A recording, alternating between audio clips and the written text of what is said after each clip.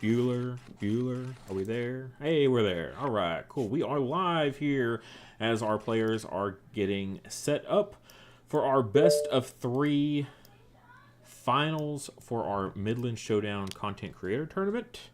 Zolo, happy to have you here. Wow, you were here early. Goodness gracious. So, but yes, we're here now, and joining me is Dawn. Hello everybody. Yes, I'm definitely excited and looking forward to this match.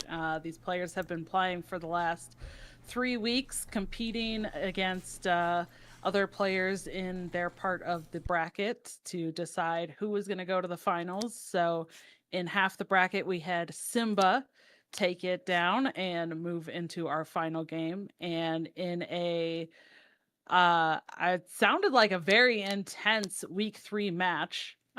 We had um Samuel Graham does TCGs actually take a huge lead and a huge victory in the 3rd week to actually go ahead and take over the number 1 spot in the other half of the bracket. So impressive run from Sam to make it into the finals with a huge differential.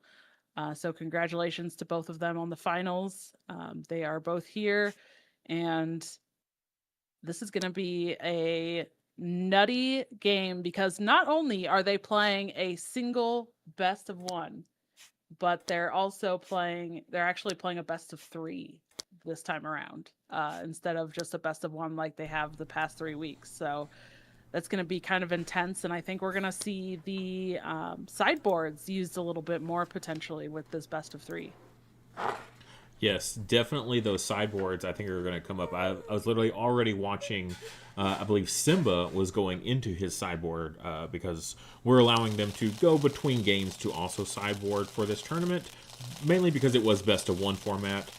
But now, even still for this, we're going to let him do it as well. And he was already digging in there. So, yeah, excited to see what he swapped out.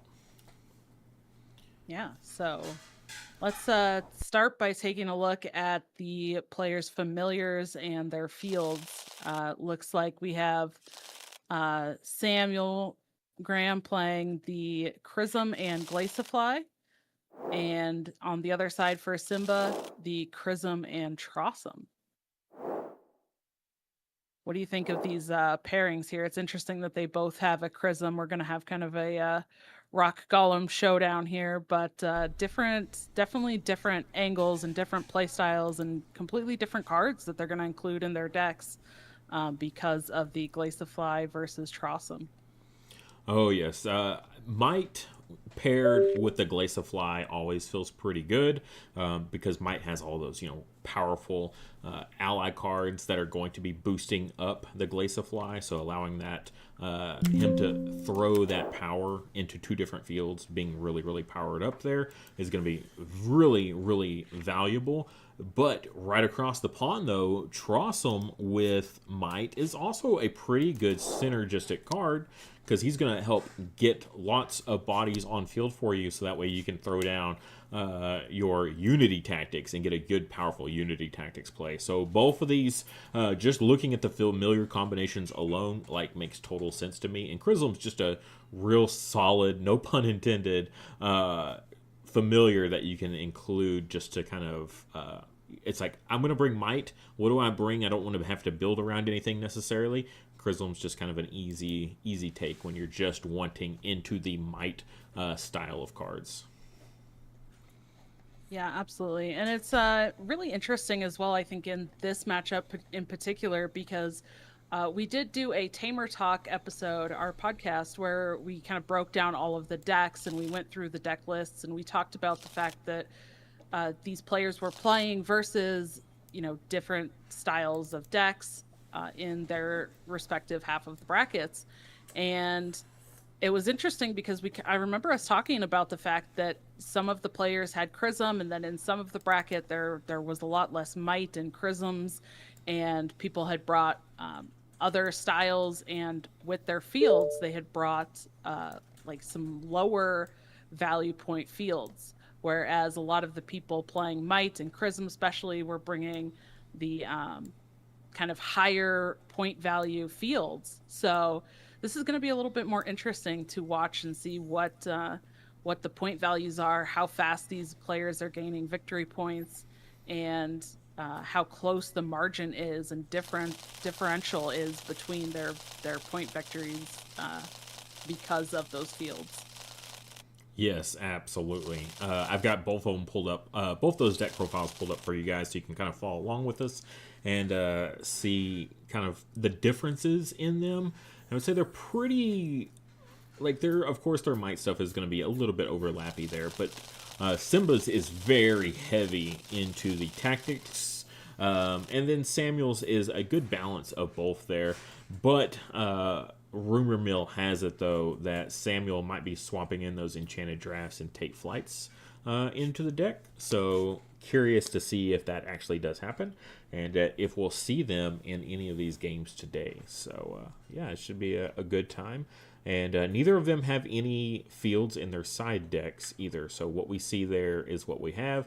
Both running Windy Plateau is super crazy, because that means these games are going to be fast, big scoring. We also have a Crag for 4 VP, and then the Highwind Falls. And Highwind Falls, when there's 2 Chrisms, yeah, that's going to be pretty crazy, pretty wild. Very much looking forward to that. Yeah, so it's going to be interesting to see which of these players' fields get kicked and who ends up taking initiative and going first here. Is there any strategy that you think that one of these players might want to go with in terms of what field to kick? Ooh, that is an interesting one. So it would be Samuel that's going to be doing the kicking here. So if he wants to play ahead, I don't know. He can play ahead really easily. He doesn't need to worry about playing from behind. So he could kick his own field just for that extra draw, and maybe kicking his own Windy Plateau might be the way to go. 2 of them, not really being able to secure 2 at once is really difficult, and it could really, the judge's deck could really decide heavily how things go there, so that could be a big problem. So I think having only a single Windy Plateau might be the better call for him. Yeah, and it's really interesting. I know, especially in the game that I played versus him, he had a very late game huge swing. So it's kind of interesting to think about if that is how his deck kind of plays normally, where he's really kind of taking time to build up this Glaciafly, keep it out on the board, and build it up as long as possible, especially later game when he has more resources to do things with. Then you're kind of looking at, does he want to actually get rid of one of those Windy Plateaus? We do see one of those Windy Plateaus get kicked, so makes a lot of sense as to what you were referring to there. But yeah, this is going to be an interesting game here to see how he can manage this Glaciafly power. Yeah, he definitely has the tools to really get some good utilization out of it there. Also, so just the field placements alone, super in favor of Samuel there. So Crag being in a side field is going to be really good for him round 1, because players generally can't play anything into that field round 1. He does also play out the Sylph Amulet, so he's going to have some movement available to him.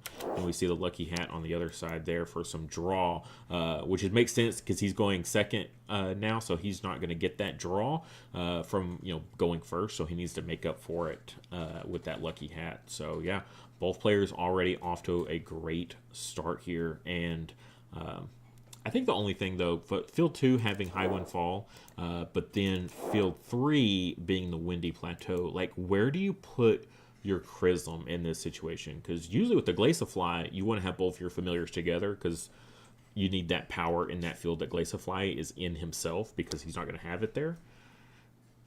But, leaving Windy Plateau open doesn't feel good. Yeah, there's definitely some interesting interactions. And this is why I wanted to bring up talking about the fields and the kind of interactions specifically in this matchup, because I think it is so different from the other games that they played throughout the 3 weeks leading up to this finals. So it's going to have to be a little bit different strategy. But I mean, maybe they still want to just go for the Windy Plateau and try to build up the points there with the Chrism and fight for that. But yeah, I don't know. They both chose to place out their other familiars first and kind of wait and see where they want to place these Chrisms. Now Samuel does have the Sylph Amulet, so he could just play it center and then move it left or right depending on what gets revealed. But looks like he's just going to go combat that Trossum over there. It's an interesting choice. I don't know if I would, but I don't know his hand also. So that could be a factor if he doesn't have a lot of power for that Glaciafly right now. Then trying to help out the Chrism might be what he's going for. But Simba here going for the Windy Plateau. He wants those. He wants those big VP. That's what he's hoping for on that flop there. Also, Samuel having the Crag there up against Trossum is so strong because that basically is the only field Trossum will often go to because he can't play his mirror images there. All right, so we've got the slow it down. Ooh, so bad one for Simba this one. So his Chrism is in the wrong place, and he doesn't have a Sylph Amulet to get a free move there. But of course, he can have some of his tactics cards available to him. I welcome everybody in the chat there. Looks like David and Nathaniel and Curtis have now joined us as well. Happy to see you all here for this finale to our Content Creator Showdown. Yes, thank you all so much for hanging out and being here. We hope that you enjoy. And this is, as we mentioned, a best of 3. So definitely going to be some good games to see how these players actually can play out these decks over multiple games and not just a best of 1, which I think is also going to be really interesting in the strategy going forward as well. This first game oftentimes can be a very impactful and critical game in a best of 3 because whoever scores this one and wins this first game has that advantage going into game number 2. And as you mentioned, there's no field differences in their decks, in their sideboards, so the fields are going to remain the same. So the strategy going into game number 2 for the player that loses might also have to change, which is something that we often see in a best of 3, especially when there's similarities. So quite excited to see how the best of 3 turns out. But we do see Samuel go ahead and start out with a Terrachik here. Makes sense. Yeah, you definitely want to keep your Glaciafly protected. That's often a very pivotal piece for you. Yeah. So what do you want to say to the public who you think might have an advantage here in this game? I mean, I think Samuel has the advantage here just because of, again, as you mentioned, like the placement of the fields. I think the Glaciafly and adding all that power just is kind of huge for him as well. His deck has very good synergies with being able to have swing turns and build up that Glaciafly, and it's going to be, I think, a little bit difficult for Simba to counteract the Glaciafly power, the Chrism power, and everything else that Samuel is doing. So I do feel like Samuel kind of has an advantage here, but I'm not going to count Simba out. I'm not going to count him out at all. He's definitely a very strong player, a very competitive player. I know he plays multiple card games and is very competitive. So he's definitely going to play his very best and not let any possibility slip through his fingers. For sure. He also has tactics available, so he can have some pretty good control potentially available. Now, this first game might be a little bit rough for him just because of that very initial Judges card in this situation. So he might have to do a little bit of crawling back after this, but it won't be too big of a point difference at least. If it settled like right now as it is, it's a 4-3. It's not super crazy. So... Yeah, I'm kind of curious as well. Which deck do you think has the more come from behind swing potential if they do start to get behind? Ooh, that's tricky. Since they are both running Might, usually I would say they're pretty front loaded. But I think Simba's honestly has the best come from behind. Curious about what sideboarding was done though, because like Samuel does have some pretty powerful like late game stuff. Like Enchantress is really strong late game, Sune Stick as well there. But Simba has a lot of control with all those tactics cards there that he has. Like he can really start manipulating the board state with something like a Crochet or the Skyer there. So he also has the Lunas for a little bit of KOing of his opponent's stuff. So he's got a lot of late game like control elements that he can use from actually very mid range. I would say from beginning to end, he can kind of impact what's going on here. And we see that Tortu there just going down in the middle to kind of secure that. He'll also be able to snag that high windfall for when scoring this field. This creature has the creature with the highest tower has a +3, so he'll have that. Ooh, we see an enchanted draft here. We could see an early lead coming in favor of Samuel here, depending on what gets revealed.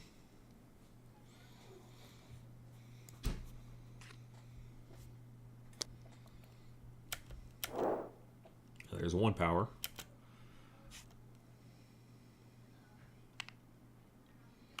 Got 2 more to go here.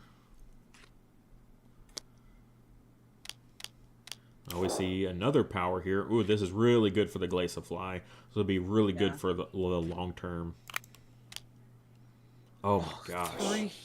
3 power right out the gate onto that Glacial Fly. That is super huge. That's almost, in a way, if you want to look at it like this, it's almost like 12 power sitting there from that Glacial Fly. And on turn 2, round 1 here, that's pretty substantial.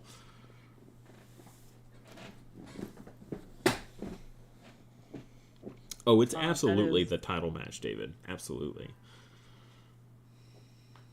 I almost feel like that's extra bad for Simba as well, not just because of the Glaciafly power, but because of losing 3 allies like that is going to make it a little bit more difficult for things like the Unity tactics that he wants to build up to as well, getting enough things out on the board to get value from some of his other cards.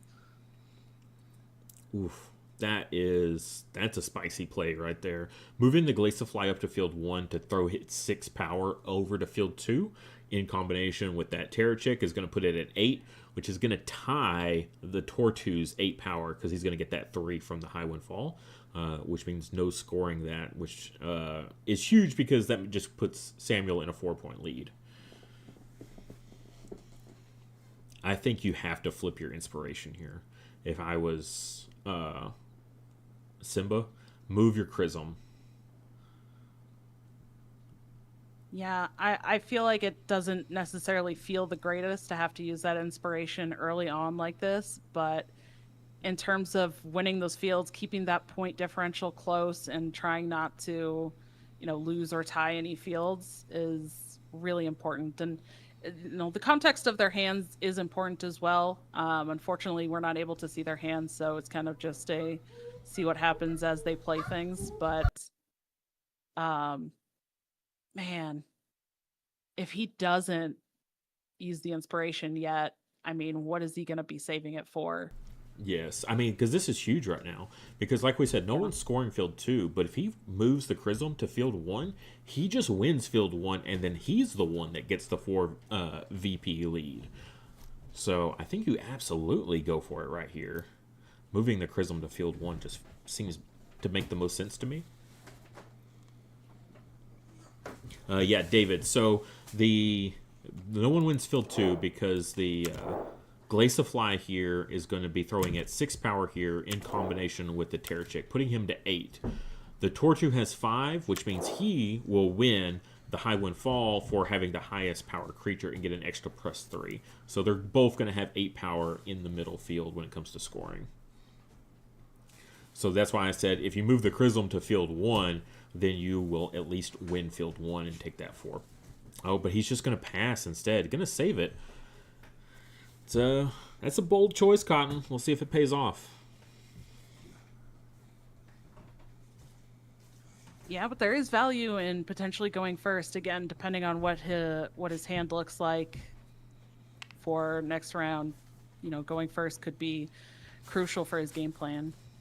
For sure. And I also understand saving it to try to win that 5 VP field later on could be a little bit more impactful, potentially, you know. But that 4 VP lead feels pretty good after round 1, so. Yeah.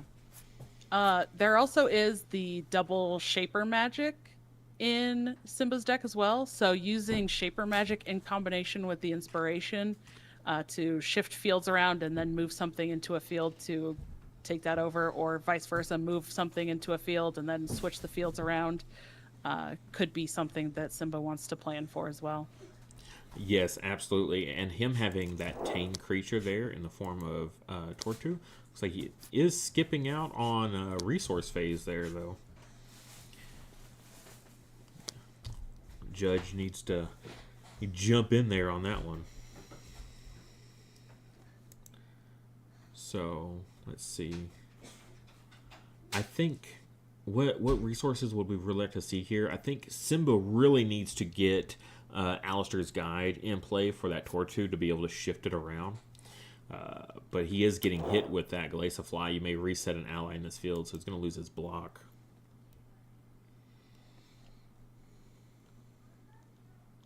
Welcome back, Zolo. You got your pizza. And thank you, Curtis. We really appreciate that. I'm glad you like the commentary. I think it does help that Dawn and I have been doing the Tamer Talk podcast together for quite a while now. God, I don't even know how long we've been doing it, but it's at least 3 months, probably more at this point. So yeah, we got some time together. Oh, and they are resourcing now. Here we go. There we go. So face down for Simba, and then a take flight here for Sam. So using, again, another potential support in order to get some extra movement. Yeah, that movement is going to be super crucial here. The flexibility of it. Also, again, having that crag, and then you're having double movement. One for just generic any creature, and then the one specifically for familiars. That's pretty strong. That's a pretty strong start. I cannot deny that at all. Yeah, and also being able to redeploy a familiar like the Glaciafly with that take flight as well could be really interesting if there is any shenanigans from Simba trying to put things back on the bench. Right. Yeah, from like the Sky or anything like that. He does. We do see Simba dropping that Guardian to help protect that Tortu. Since it did just lose its block, it is a little vulnerable there. So glad to see he's got some backup with that mirror image beside him. Oh, and we see a big shift in game plan here on Samuel's part. He's moving that Chrism over to field 3 this time for his deployment. What do we have? Everything is in play. No Oh, field is gosh. inactive. This is going to be a huge, potentially high-scoring round with all fields active.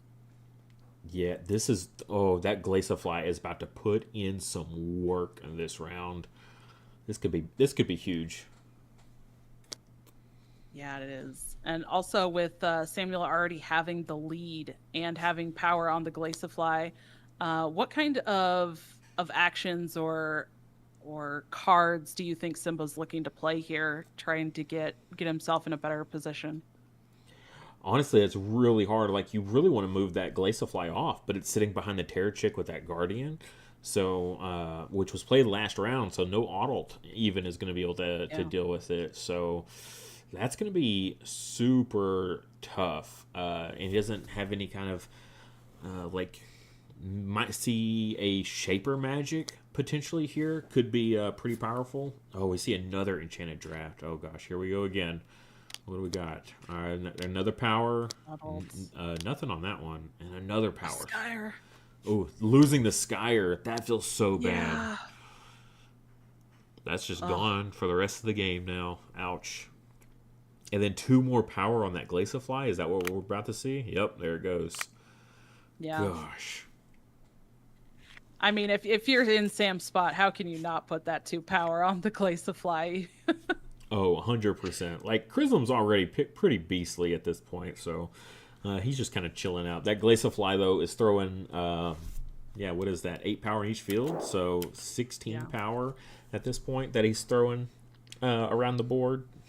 So that's pretty wild. And they're both into the big VP fields too. Like he's losing field 2, but that's the lowest VP field. Like I don't think he minds that at all. And we saw the lucky hat from Simba too. So I don't expect to see anything played in field 1 right away.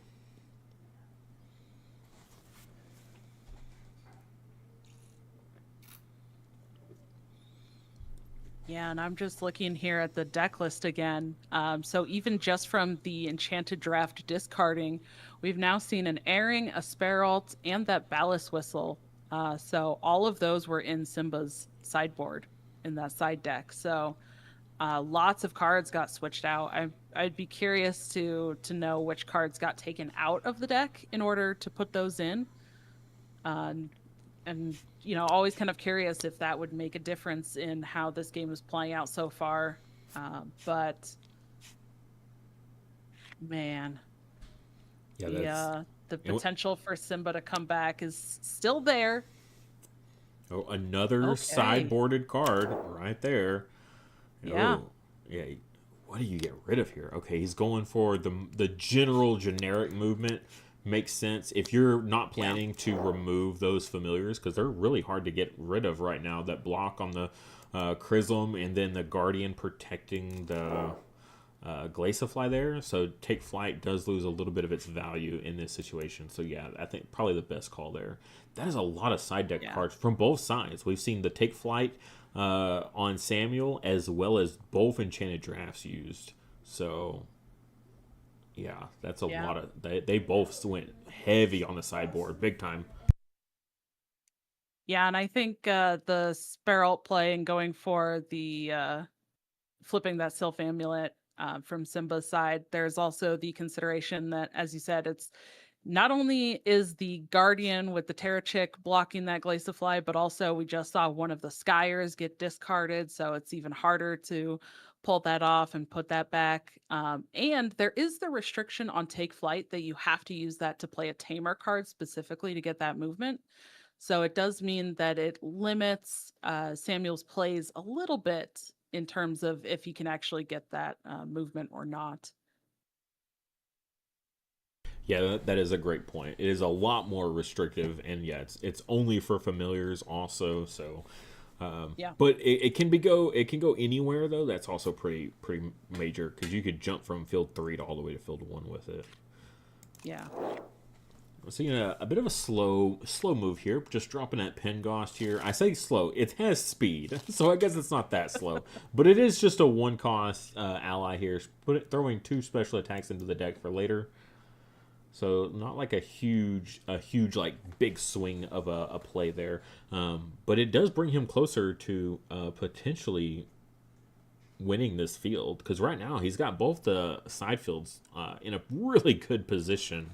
So I guess working towards that field 2 does make a little bit of sense there. Simba's in a bind. I think Simba's definitely going to be in a bind. He's still working. He's still being flexible, which is super important. So we'll kind of see how this goes.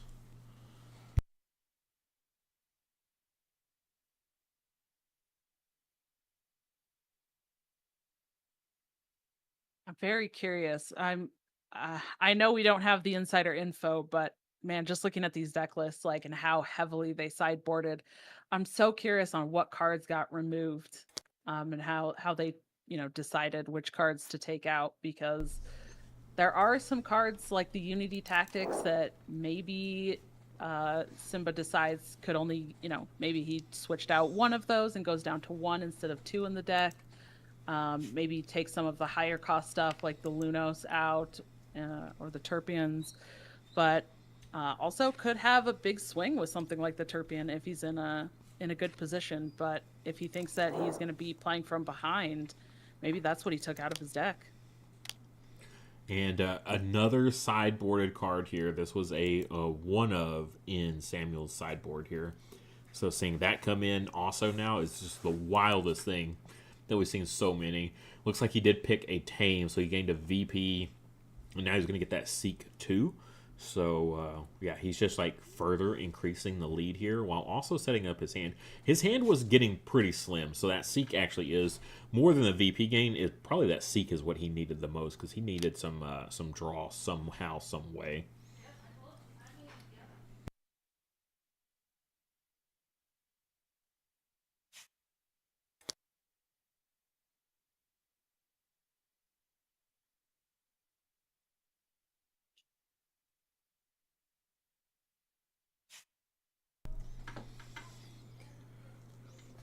And thank you, Zolomon, for the compliment. We do appreciate that. We try our best. Dawn actually is a very big time commentator. So when you talk about professional commentators, she actually is a professional commentator. Me though, this is my first time commentating with two people, so I appreciate the comment for sure.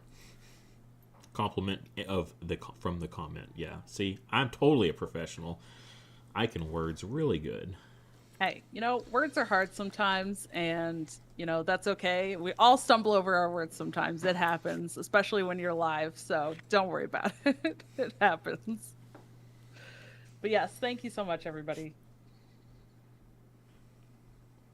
All right. Well, getting back to the game here, we have the Terra Chick being removed as well, looks like. So no more Guardian blocking that Glaciafly.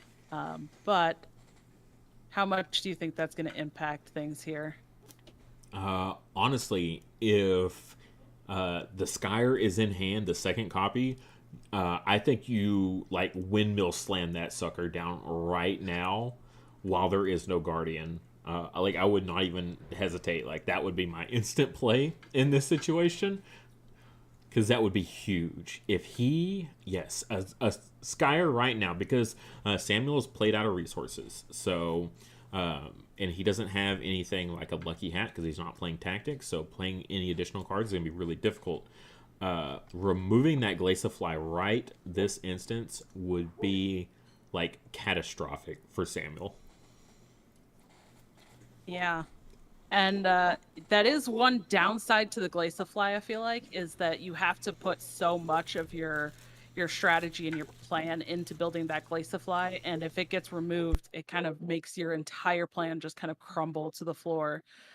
So that definitely is something. I am so curious if we're going to see that Skyer, but I'm curious to see as well if something does happen like that. If we're gonna see these double Skyers, if that's gonna be the game plan is to kind of see how well Simba can deal with the Glaciafly in the sideboard. We keep talking about these side decks and these sideboard cards because we've seen so many of them already. There actually is the Kindolf Familiar in sideboard for Samuel, so he could switch out. Um, the Chrism for that and play the Kindolf and the Glaciafly, but it's definitely going to be interesting to see what happens here. And Ignition going to come down for Simba, so no removing the Glaciafly there. That is very unfortunate. And then going for that Lucky Hat there, so he gets the draw. It's gonna feel really bad if he draws draws the Skyer off of the Lucky Hat. Yeah.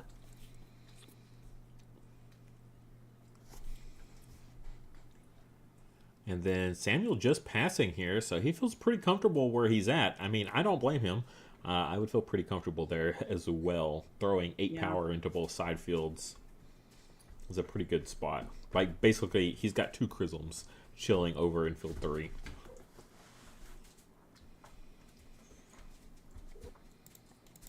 Now, one kind of caveat to the adding the power to the adjacent fields is in order to actually win a field, Samuel will have to have something in field 1, correct? No, there will actually have to be something there. That is not the case anymore. That was rectified relatively recently. I thought the same thing when I first commentated for Samuel, and yes, that is actually a very recent change that you no longer have to have the creature of any type into the field. So even if it's empty, he can still win it. Yeah, which definitely makes things trickier for Simba, trying to manage how many things he's able to play, especially this early with only a couple of resources. There hasn't been any like additional resource gains or anything like that. But at this point, trying to manage the fields and try to stave off or build up enough of his own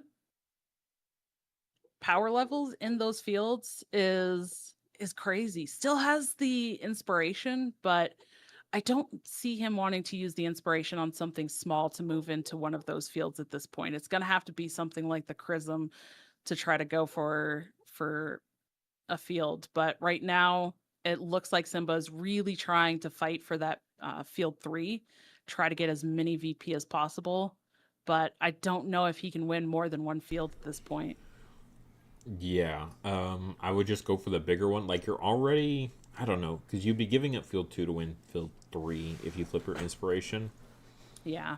and that doesn't feel great. So, you are losing. I mean, you can move the Trossum though, right? Flip your inspiration. Samuel's already passed, so there's nothing he can do to like counterplay you here.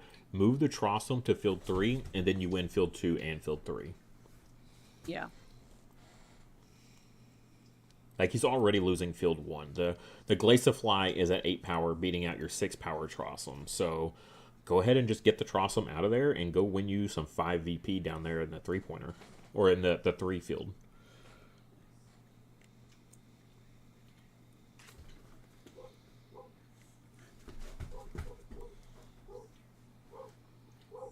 Looks like he finally did remember his draw off the lucky hat, though. Yeah. Which, having the cards could change what he wants to do. He still looks like does have one resource to potentially play something else before going for that inspiration play if he chooses to. So there still is potentially options for him, but yeah, drill attack. He's got 2 drill attacks in the deck. So he wouldn't even have to use his inspiration. He could hold on to it. Use that last resource on a drill attack would be pretty powerful as well. Shaper Magic, here it is. Oh, I'm so nice. excited for this. That's huge. Shaper Magic is absolutely devastating. Resetting that Glaciafly all the way back down to its just 3 power. Yeah, Shaper Magic does it. It absolutely does it. I think he just swept all 3 fields off that single Shaper Magic. How crazy is that? I am so curious to know if that was already in hand or if that was the card that was drawn off Lucky Hat. Right. Because if that was drawn off Lucky Hat, that was a nutty top deck and like perfectly timed for the draw. And swapping in the Windy Plateau, he's going to go from 0 to 14. Blazing past Samuel. What a swing. That is huge. Oh my gosh. You did say earlier that Simba has that kind of comeback potential in his deck. And, I mentioned that Shaper Magic earlier. So we're thinking the same things as these players here of looking at this. But yeah, that's a huge swing right at the end. Wow. Absolutely killer move. And then holding on to it. Yeah, I'm very curious if he had it in hand or if he drew it and he was just... Because if he had it in hand this whole time and he was just like sitting on it and waiting, it's pretty scary.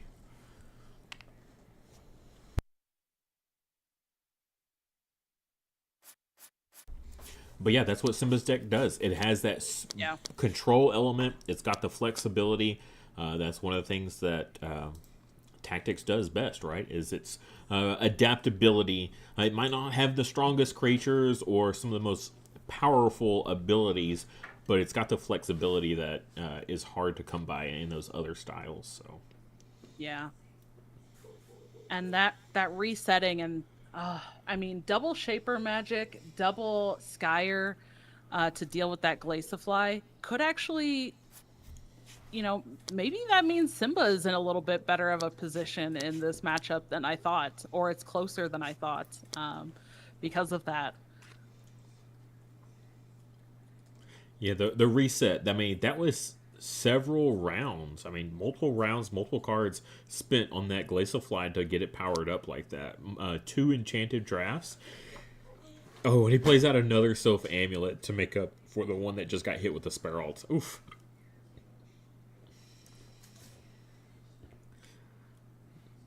Just set Simba's whole strategy back a little bit on that single resource getting put down. And we already saw the first copy of the Sparalts being discarded earlier from Enchanted Draft. So, and the second Shaper Magic coming down as a support to swap two friendly allies in different fields, rather than being held to reset the Glaciofly again. He does need some movement, so if he hasn't been able to draw into that Alistair's Guide yet, we're not drawing Judge's cards just yet there. Yeah, if he doesn't have the Alistair's Guide to move his tame stuff around, that Shaper Magic is probably the next best thing. And he's got the Trossum, so Trossum's going to be able to, throw you an extra body somewhere. So, and then late game also, or mid to late game, you really start to see that value of being able to swap stuff. Because if you have a big enough board, then you can basically start moving anything anywhere you want. Yeah. And that makes a lot of sense, too. I'm looking at the deck lists again, and Simba does not run Alistair's Guide at all. So... that would explain it then. Yeah, so that definitely makes sense. Still has his inspiration. Both players actually still have their inspiration to be able to move something as well.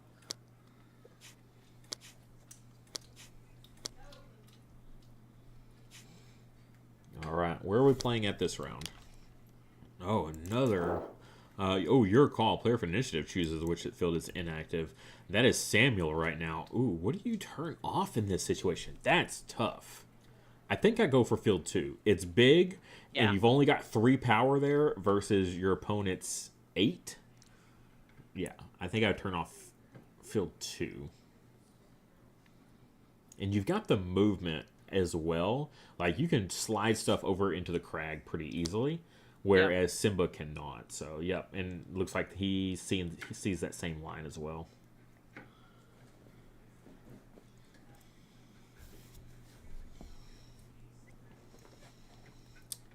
Yeah, those golems just like sitting there in the windy plateau, just big old chonky boys. Yeah. Oh, another Ignice in here. Just playing it slow on Samuel's end, getting some power back onto that Glaciofly.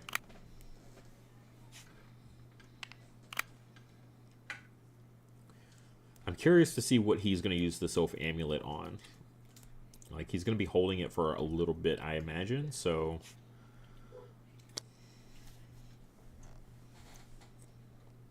Maybe the Pingost. That was the tell right there. He moved the Pingost to the left, closer to the crag. Is that the tell for the Sylph Amulet play?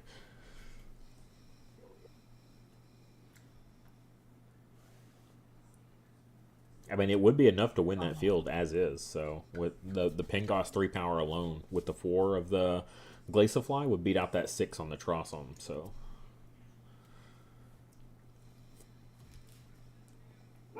All right, so I'm again looking at these deck lists, and Samuel has Giant Gross and Volt Rocks, unless he switched them out to switch in the stuff from his side deck. But the Giant Gross and Volt Rocks could be enough to really swing these fields and get him back in a good position as well to try to take some of these fields and close that point differential gap.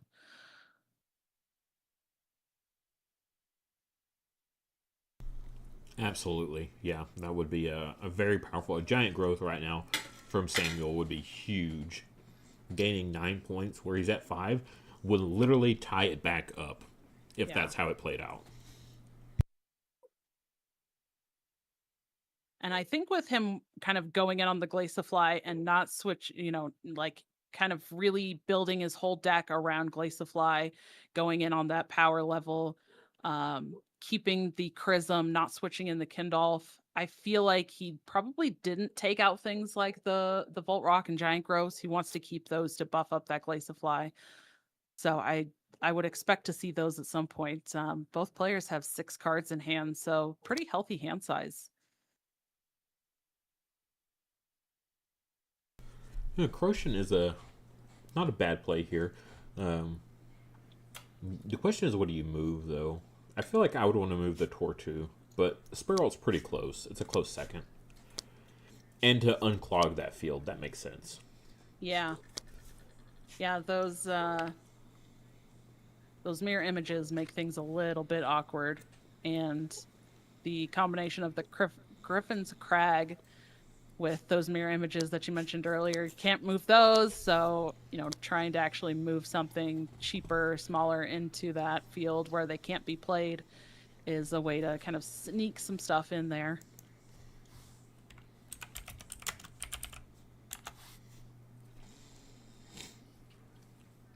Yeah, then putting that Spiralt up there, that puts him at 10 power in field 1. So that will be enough to beat out the Glaciafly and the Pengost if he so did choose to move it with the Sylph Amulet.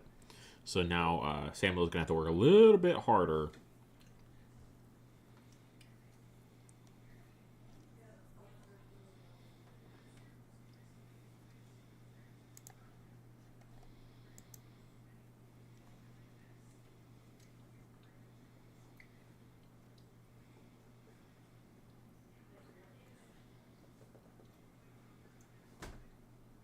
Samuel also running strength trainings is another cheap way to give that Glaciafly some extra power.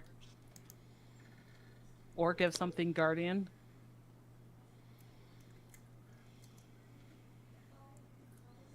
Tortu.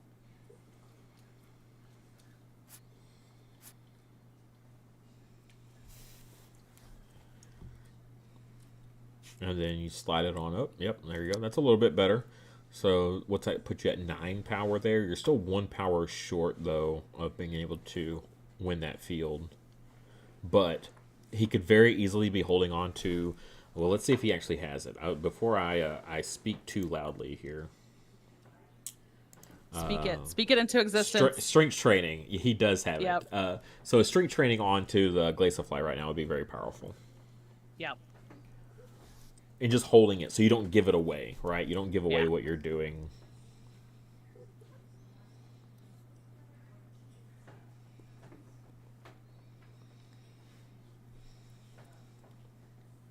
Curious to see what Simba does here. He did have that really big, nasty play before. It's not saying he can't do something else just as nasty, but it might take some finagling. Yeah. All right, we're seeing only one resource be exhausted here. Oh. He's changing his mind? I feel like a Unity Tactics right now would be really off the chain. It would be really, really nice.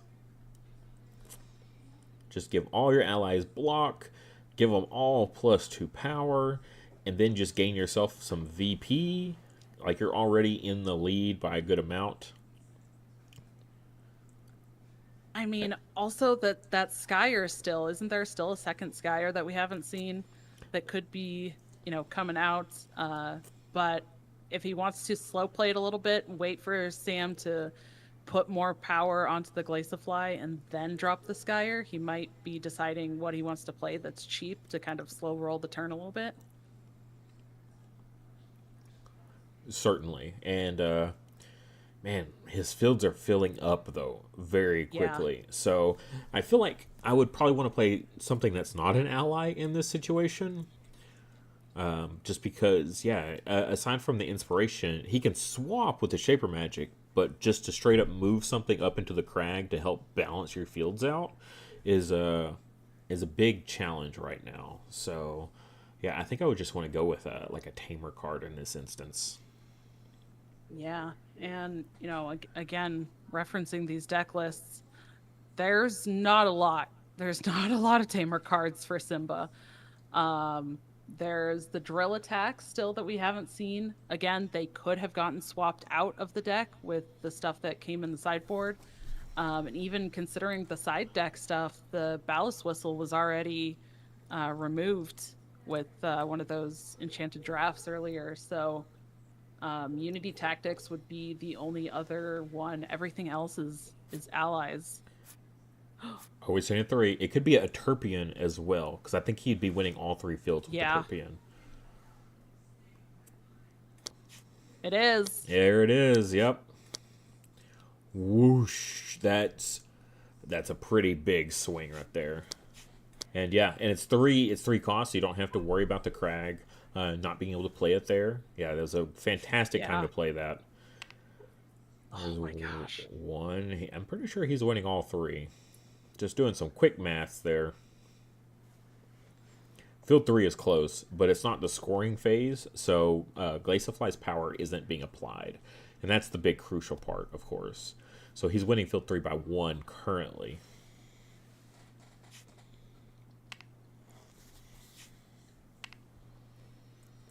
And so then he just has to win one of these fields, and then that's the game on this round. So game 1 will be done.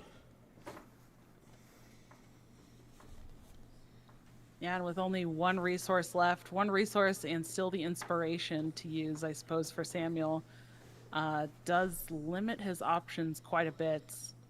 It does, absolutely. Looks like we're seeing a swap. Oh, with the with the Shaper Magic support. Get yourself some more power over there. You have your Guardian from your mirror image there to protect your stuff anyway. So go ahead and move that Crochet out of there and put in that 5 power instead of the 2. Yep. Just to help kind of solidify that winning that field a little bit more.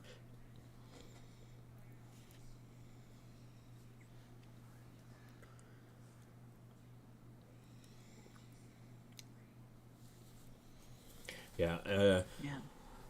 Shockwave says it's a pretty close game. It's a close game. It's like on a razor's edge. Not in points currently, but like Samuel was really close to that round to just tying it back up. Like razor edge. And now I feel like it's slipping away.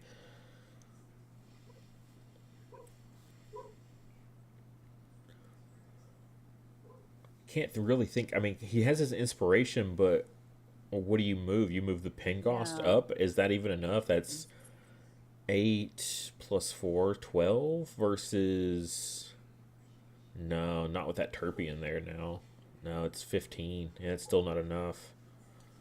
And I suppose even, with one resource left, I guess he could play something like a reset spell. But I don't think that resetting the extra 1 power on anything is going to be enough to... take a field either. Unless he really starts to draw into all those special attacks. Yeah. Yeah, looking at his list, I would say if he had a Moonlight Aura, that'd be really powerful right now, but he is not running it. So that's a bit of a bummer there.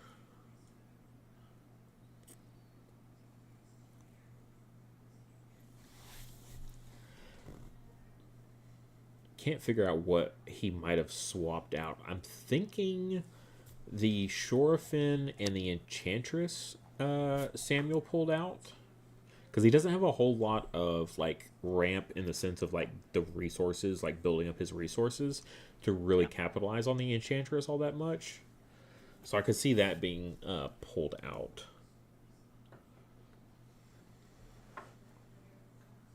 There still is the potential of a strength training or 2 strength trainings in hand as well. 2 strength trainings would be...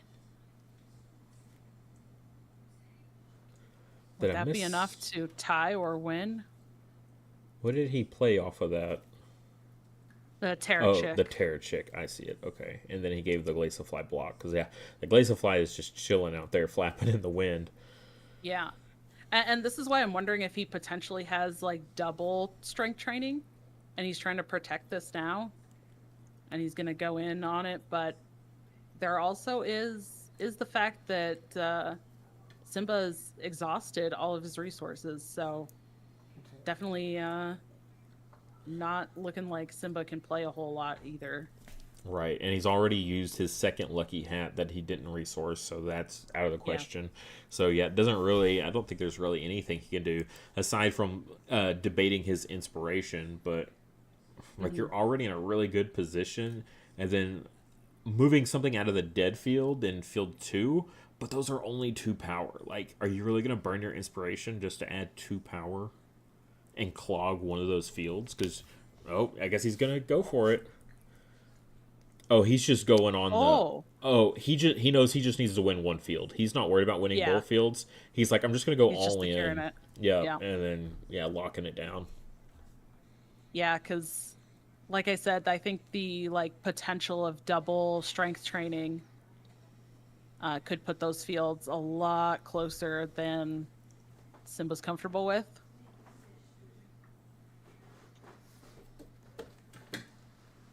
Yeah, that would put him up to 13. Is that right? Is that where my math is? 13 power. Could move the Pengos to make it 16. Yeah, so putting that Chrism up there basically just seals the deal. I don't think there's any coming back from that. And that's a play that I've noticed a lot of newer, fresher players don't. They're not always exactly paying attention to that. There we do see the inspiration to move the Pengost. You have to go to field one. You have to basically win both fields to even have a chance. Winning one field right now isn't enough. But looking at the VP and seeing where you're at, and then knowing, oh, I just have to win one field and that's game over. Like, why am I putting Yeah. all this effort into trying to win both these fields when literally I'm in a position where it doesn't matter?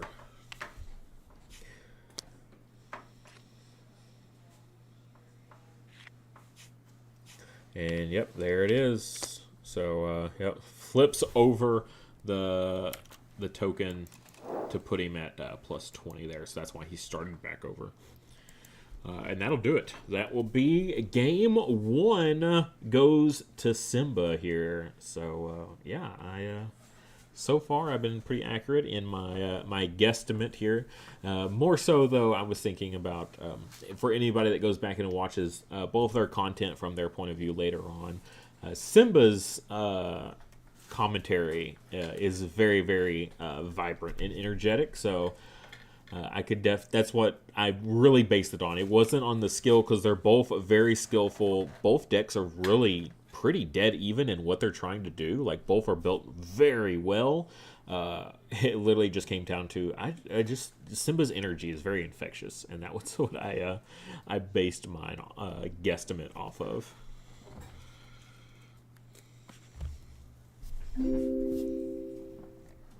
And there's the reset. I was a little worried about what that was there for a second. It's like, Yeah. did we just crash? Did we Oh get no! kicked out? Oh no.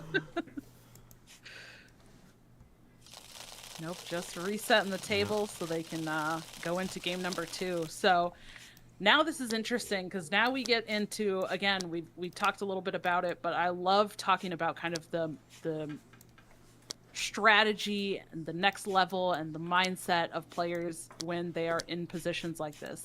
Simba has to be feeling pretty good going into game number 1, but knowing that there is a lot of potential from Sam's deck and that Sam is also a very great player. So I'm sure that Simba is not going to let it slide and not play to his best during game number 2. But for Sam, now he's down 1 game, so he has to win this game and the next game in order to take down this championship and be crowned the winner. So I'm curious to see how much of that side deck cards they change in or out again this game.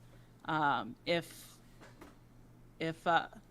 Sam has enough confidence in his deck that maybe he just kind of sticks with the same strategy and goes for it.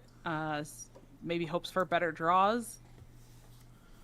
Because we never really saw a lot of those buffs, right? We never saw strength trainings. We never saw a Vault Rock. We never saw Giant Gross.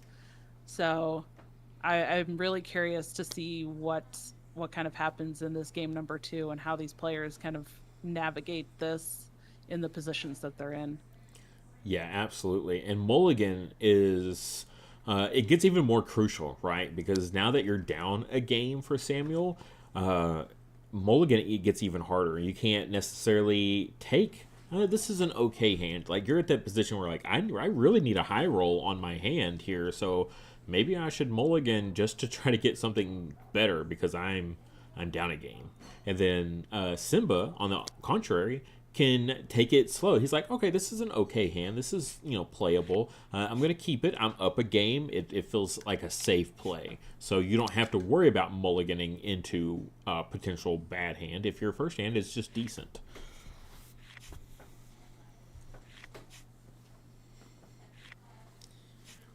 I guess that's always the case with these best of three games, though, right? Is when you're up against the wall like this, down a game, your mulligans are always way more crucial.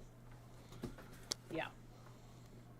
Yeah, it definitely feels like for the player that's down after game one, everything, including the mulligan, as you mentioned, but every decision, every card that's drawn, every choice is going to feel a lot more critical than it did in game one. Just because if he loses this game, it's over, right? But if he wins this game, there's a chance because they go to game number three. So yeah, this is a very, very critical game here for Sam especially. But I always like to see how these players play when they're kind of against the wall or kind of in in the moment, not necessarily feeling the greatest after losing game one, but how they kind of have to keep their mindset, keep chugging along, and just focus on the game that's at hand and not think about what happened in the past as well. Um, because if you get in your head too much, it can impact the plays you're making in this game. So that's going to be something that he has to think about as well. And I'm going to go ahead and take this time to go ahead and shout out our Kickstarter campaign.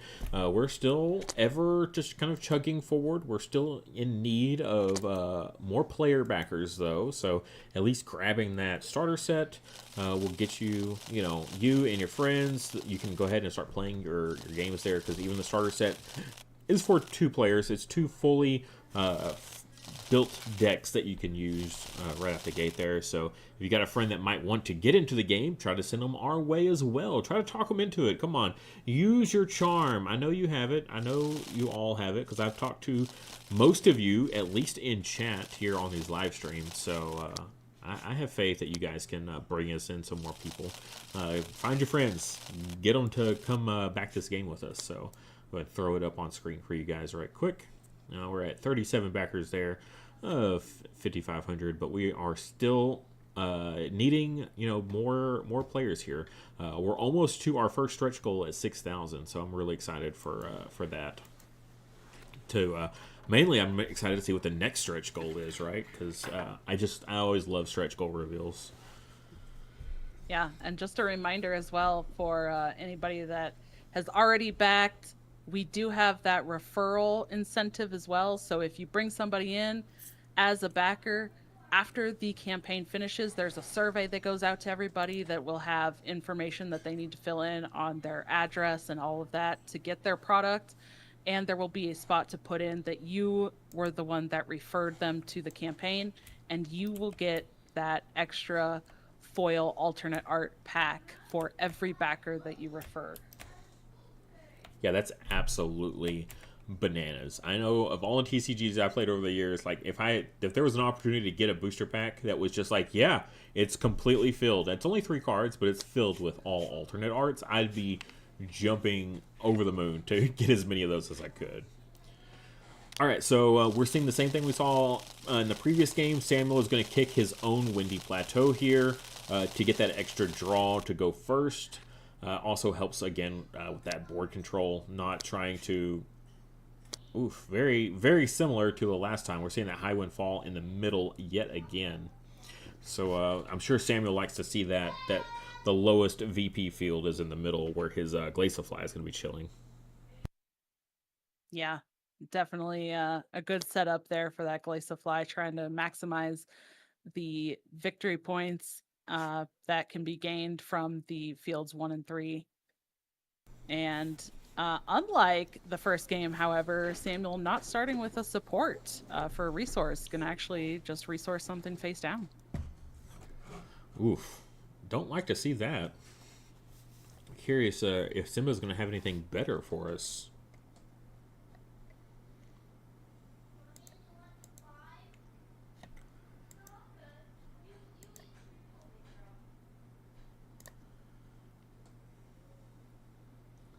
Big think here on this one. Yeah. I'm guessing he might not have a support, and he's probably having to debate what to put face down. Yep. Yeah, because usually if you have a support, it makes it a lot easier to choose. But if you don't, and then you're like, okay, if I don't have any duplicates in hand of allies, then it makes it even that much harder to choose what you're going to put face down. All right, we're seeing some pretty standard lines of play here. Yeah, the Chrisms are going to go face each other just to offset that 8 power. Glaciafly going to the middle just makes perfect sense there. And then Trossum probably goes to field 3 to go ahead and throw its mirror image. You can throw the mirror image into 1 or 2. I might even do 1 just for that. Help balance out the Glaciafly's 3 power that it's going to be putting there.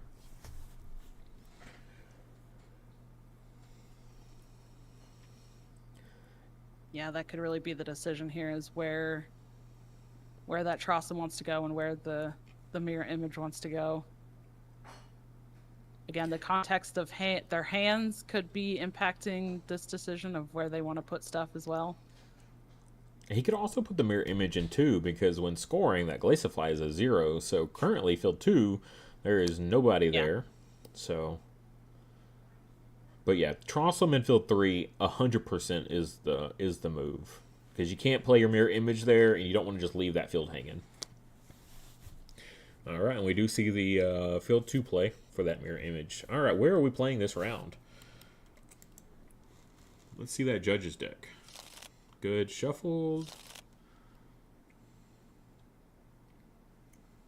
And flip. Your call. Ooh. Oh, yeah. Ooh. I probably field 3. You could do field 2 if you so choose.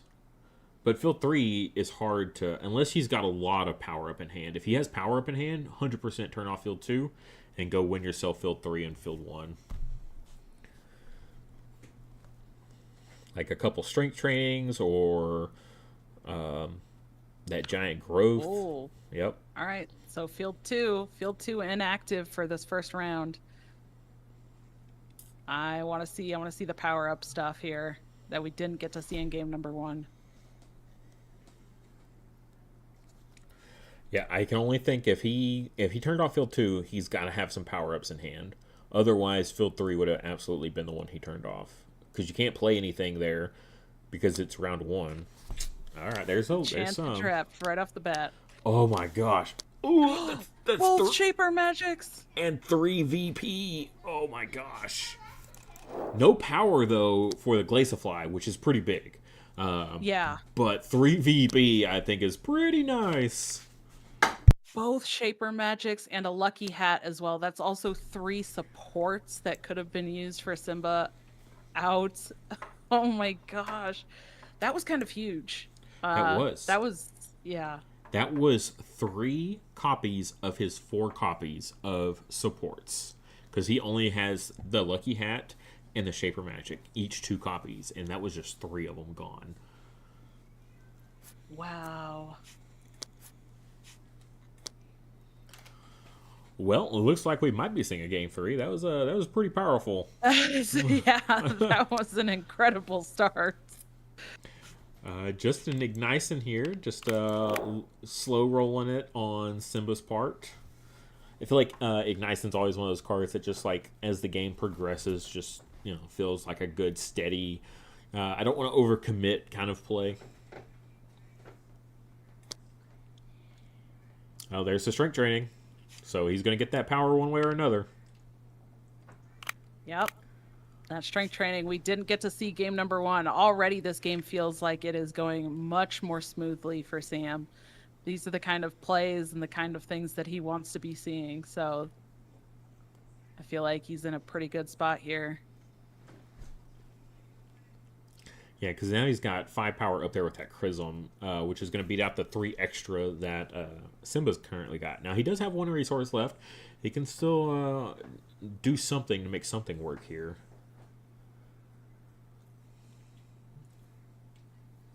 He's barely got filled 3, though. He's got to be really careful because he's only 1 power off from tying. A second strength training would absolutely crush his poor Trossum down there. Yeah.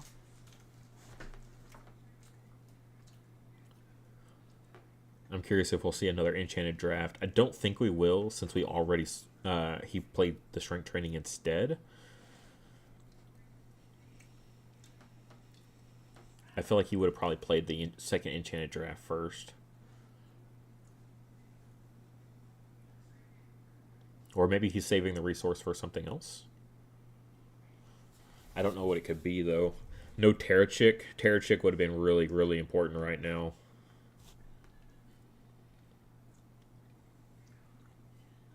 Not enough resources for a Skyer, though, either.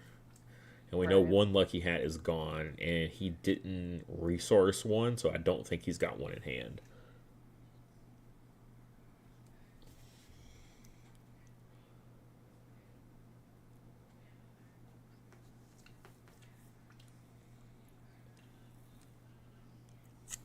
Yeah, that losing that Shaper, both Shaper Magic, so oof, golly.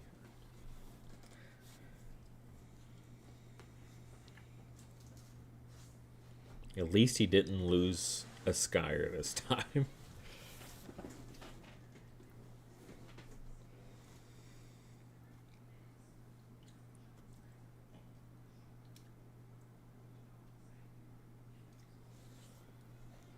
You know, if Simba is able to have a big comeback like he did in the first game, though, not getting the extra power for Sam could make a big difference here in the long run. Oh, certainly. If he can build up that Glaciify early, though, like this is really, really rough. If that Glaciify continues to grow in this first round.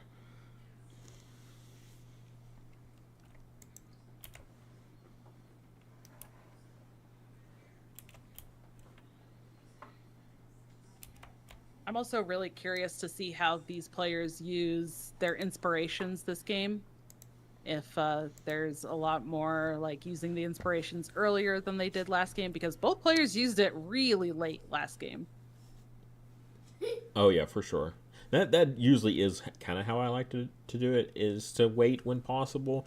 But I don't know, that first round definitely felt like it was the way to go. Oh, there we see what is that? That's not drill attack, is it? Drill it attack. Is. I'm used to the alt art so much these days. Yeah, okay. So gonna bounce the Ignition back to hand and then move a friendly familiar. So, I mean, I would have definitely done it the other way, but I like the big VP. I would have gone for it myself. But that is the safer play, is to go to the Crag. It's only a 1-point difference. But that Enchanted Draft did put Samuel up 3 points, so maybe he's thinking about, well, he is up a game, so he's going to go with the safer play. Yep. I was just gonna say that. Yeah, I completely see that line. I think that's something that's definitely at the forefront of Simba's mind. I think Sam is the one in this game that has to make the more risky plays to try to win, and Simba can make the more cautious, more even keeled plays and kind of take it, unless he has to make some like drastic risky play because he's really, really behind. But right now I don't think he feels like he's that far behind where he needs to make risky plays. Yeah, absolutely. I mean, even if another enchanted draft comes down, the most he could possibly get from it is only one. So for VP at least. Yeah.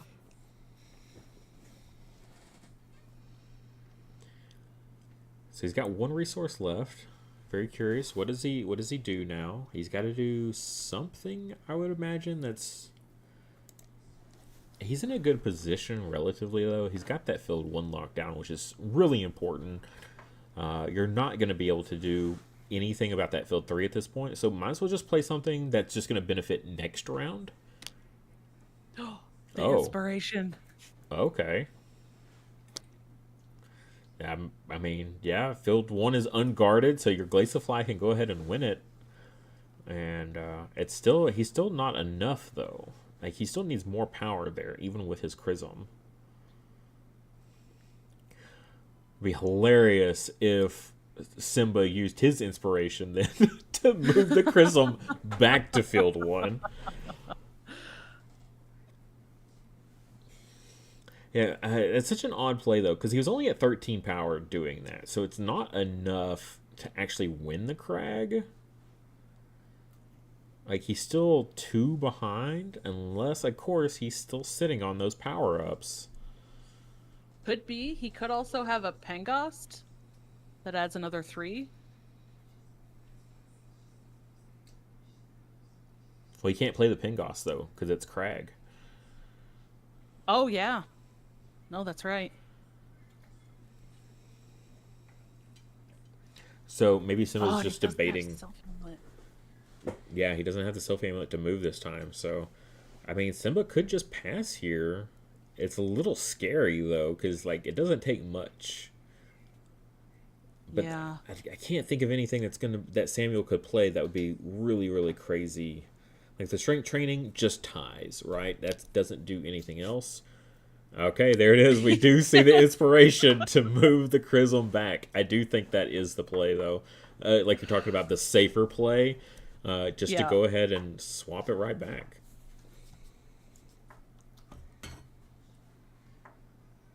And this is exactly what I was talking about as well, with being curious as to see if they used those inspirations earlier this game than they did last game. And they sure did.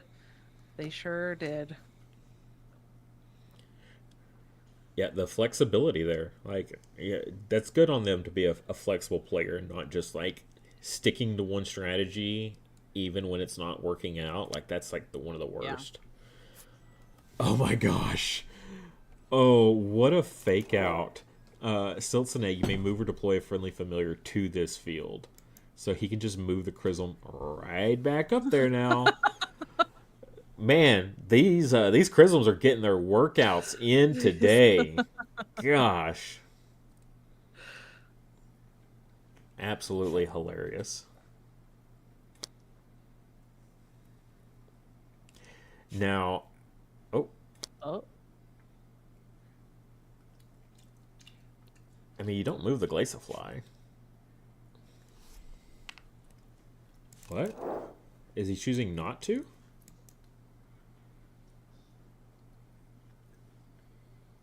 That's weird. Why would you not? If you could win 5 VP over 4, why would you not take the bigger one? Oof. I don't know.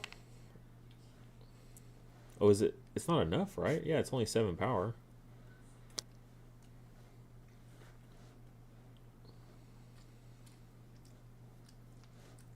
He was at 3 VP, right? Yeah. So he should go up to 7 for winning field 3. How is he winning both fields?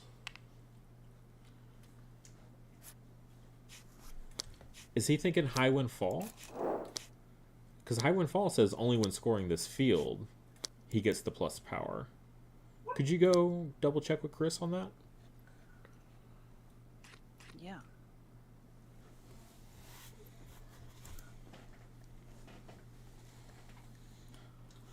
That is really, really odd.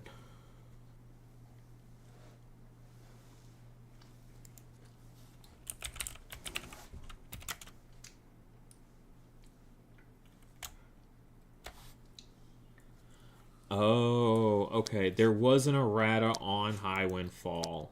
All right.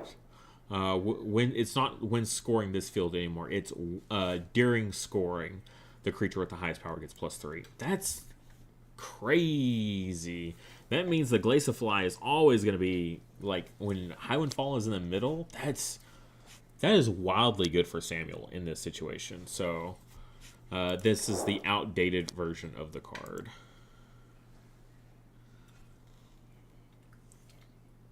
Oof. Oh, okay. Oof.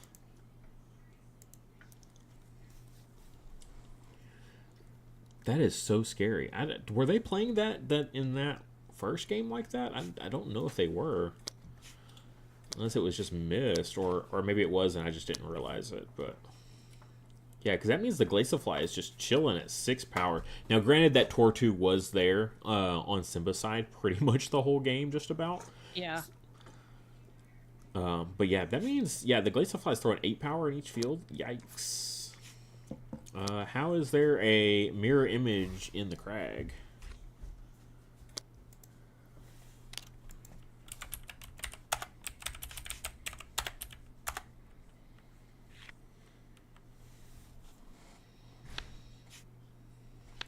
Field 3 turned off this round.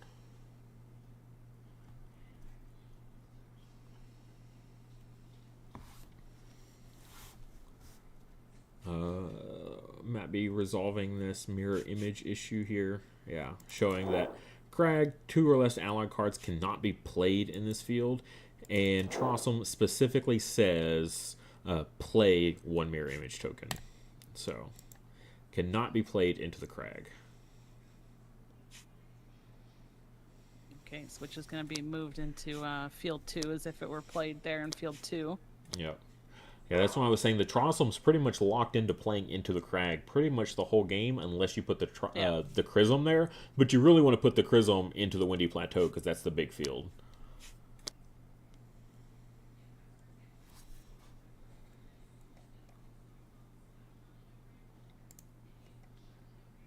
Yeah, so now at this point it's really going to be a fight over field 1 here, but that field 2 can't be ignored either.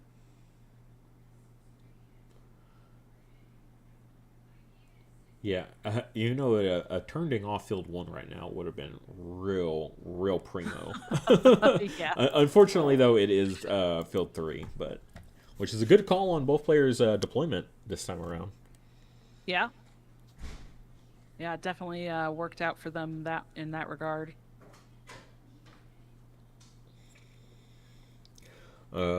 Yes.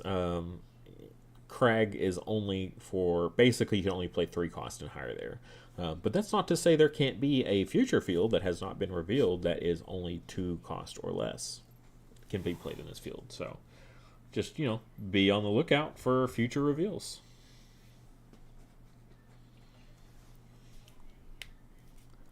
Okay, so we've got Simba leading off here. Currently, sitting at... It's a good amount of power up there. 15 power in field 1 versus 15 power. So they're actually tied currently in field 1. Oh, no, because High Wind Fall has got an extra 3. So, yeah, that Tortu very needed to go ahead and bump him up to 20 power versus the 18 that Samuel has.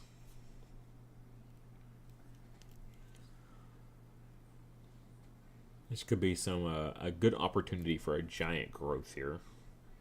Yeah. Or second strength training even, but Yeah, giant growth for sure.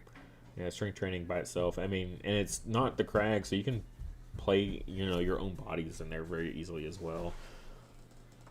He does have a Tortu himself as well, just to kind of continue to do that mirror play of back and forth.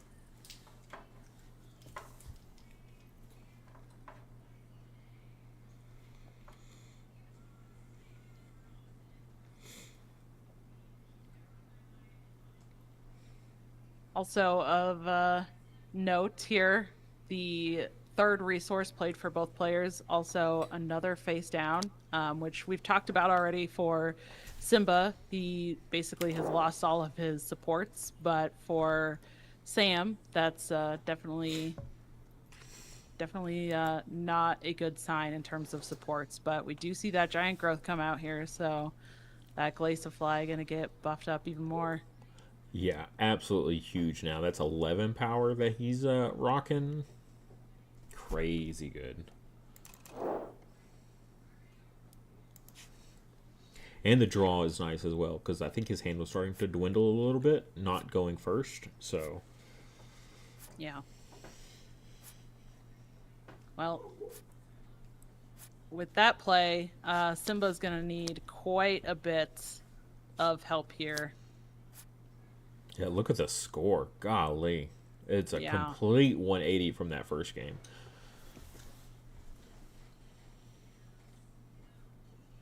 Like he's winning field 2, funny enough, just with the mirror images, but Yeah. just putting a little marker there so that way he realizes and doesn't forget. I'm always a big fan of that in games in general, just like using dice and stuff just to mark, mainly for myself. It's like my opponent doesn't want to mark it, but I want to do something to remind myself. Yeah.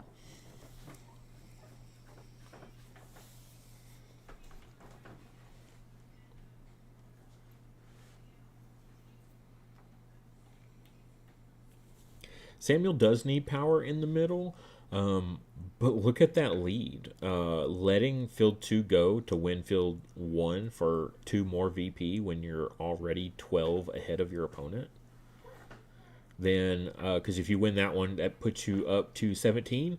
Then you Yep. literally win any field, no matter what field it is, Next on the round. next round, and you just win the game. So, Yep. yeah, go all out for that field 1 this time, and then you just set yourself up for victory on the next game. Or Yep. the next round, rather.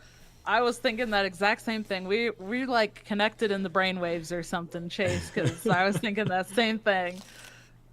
It's like We've all he has to do is set himself up, so he might not even care about going in on field 2 right now. Just, which is gonna feel really weird to say that Simba's gonna win field 2 with mirror images, but that's that's what it looks like is gonna happen.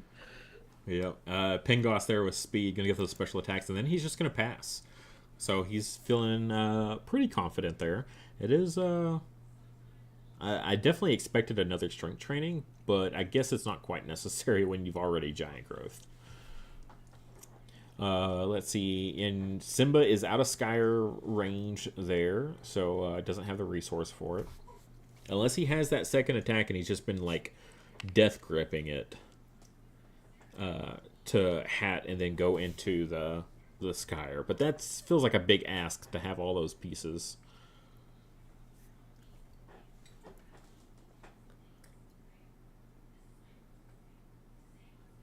It's not impossible though.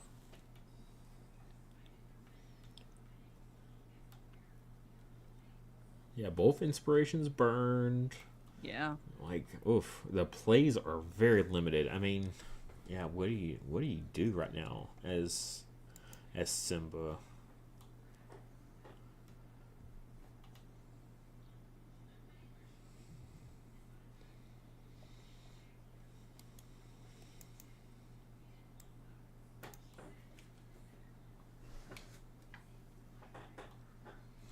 Is he, and he's not actively losing it right now, so reprieve doesn't do anything because the issue is the Glaciofly during scoring.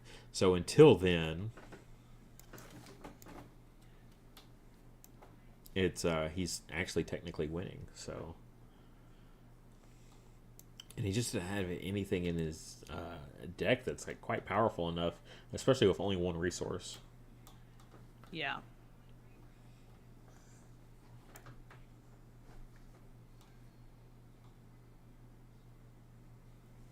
The only thing I think of is just set up for next round, and you got to play your butt off for the rest of the game.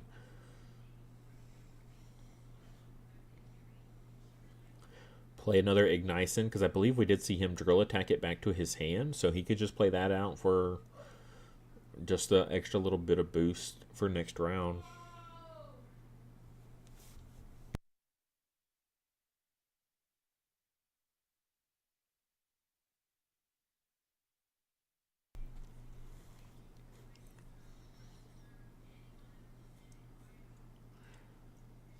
Big think. Big Yeah. think. It's like he's Would something hovering. like an alt be enough? Yeah, there's Nope, the gonna Ignition. just go for Ignition. Seals are getting clogged up too. Gotta be careful with that. Yeah. That crag hurts so bad when you're playing Trossum.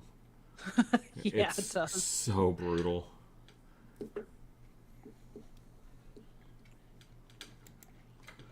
And it's such a telegraph too, because just like something like the Skyson, right? And they're playing what is it? Oliver's Inlet, right? And so you just expect them to constantly be like playing somewhere, and it's going to end up moving into it. It's kind of a bit of a telegraph. It doesn't always play out that way, but quite often, especially round one, that's usually the play that you see. Well, speaking of the plays and what we see, we do see these players go ahead and resolve the scoring phase, and it is what we talked about, where Sam went ahead and took field 1 for that 5 points, putting him up to 17, and Simba won field 2 with 2 mirror images, going up to 3 victory points. So quite a lead for Sam at this point now. Simba not out of it. We did see the big kind of comeback and push last game, but this is the kind of position that I was mentioning earlier when we were talking about the players and kind of where they're at after game 1, where Simba had to be feeling pretty good going into game 2, excuse me, after game 1, after winning game 1, but now there is this huge gap in the points. So Simba really needs to have a huge round this round to be able to come back and try to tie it or prevent Sam from getting any victory points from these fields. We do see the Sylph Amulet from Samuel here, which is going to be really crucial, I think, for this round. Again, playing Chrism to the middle, and then you can always shift him left or right with the Sylph Amulet. At least that's how I often play it. I think I might be in the minority on that one, though, as it would seem. And maybe Samuel doesn't realize it. Simba realized it in that last game. He just needed to win the one field, and the game was over. Yeah. So, like Samuel right now, he just needs to win one field. So why try to combat for another high power field when you could just go play somewhere else? You know, take your toys and go home, and go play where there's not such big meanies. Yeah. Oof. And this oof. is... That is one flooded field right there. Yes. Field 1 turned off. I'm calling it now. Field 1 turned off. Again, we're on the same brainwave or something here, Chase. I was just thinking that because we've already seen three Lord. get turned off. Oh, No field is jeez. inactive. Oh, Okay, gosh.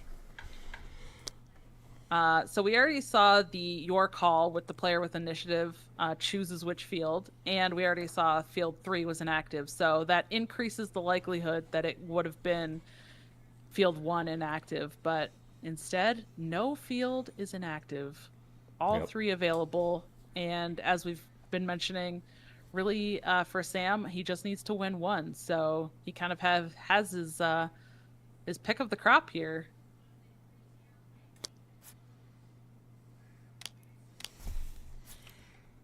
Alright, so Terror Chip coming down here, but it says give another friendly creature block. So you probably want to give it to the Glaciafly in this instance.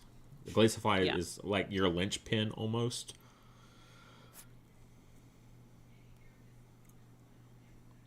And just catching back up on chat here. David says, playing the amulet seems better than the support. It is really powerful, but only when your opponent actually takes out your stuff. If your opponent isn't KOing your things, then holding on to Sylph Amulet in hand feels real bad, right? If there's no KOing effect happening. And then also, you're always having to hold a resource to play that Sylph Amulet to gain it back. So you have to wait for your opponent to do something first. And if you're playing ahead, that's extra hard. So sometimes just supporting the Sylph Amulet is just way easier to get more value out of.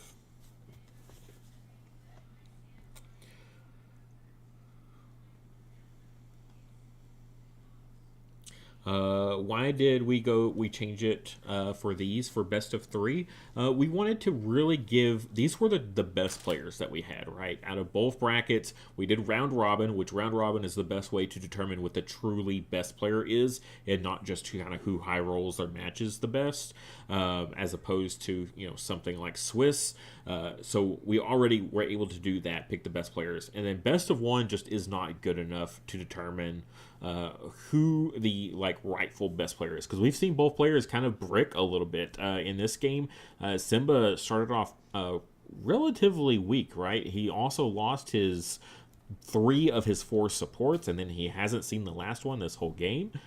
So that was a bit of a low roll for him versus the Samuel over there. So we've seen both players, both sides of the coin now. So we should go into game 3 and truly get a good representation of whose deck is deck and pilot, right? Who's the most consistent in their play styles and what their deck is trying to do, all that fun stuff. So best of 3 for the finals absolutely made the most sense to us. It does run longer though, so we didn't want every single game of the tournament to run this long, especially because you see how much they're thinking and things like that.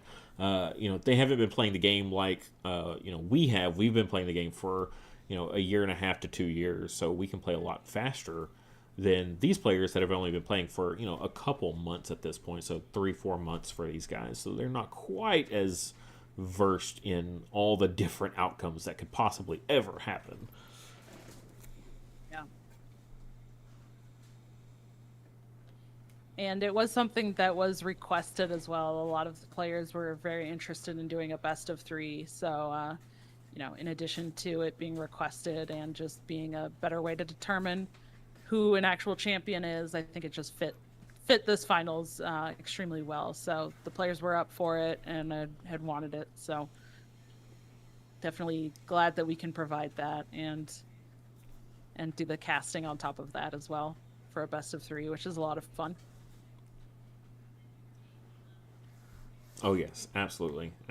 This has been very fun. I've definitely enjoyed this, so we'll see how we pan out here. I don't think that there's really anything Simba can do. He has a lot of work to do this game. Yeah.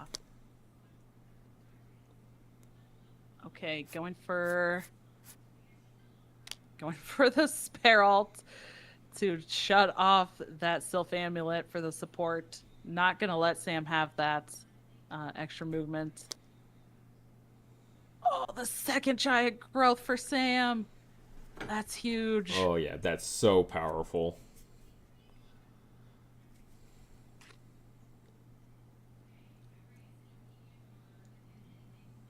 Yeah, that crag is looking really, really secure down there at this point. Yeah.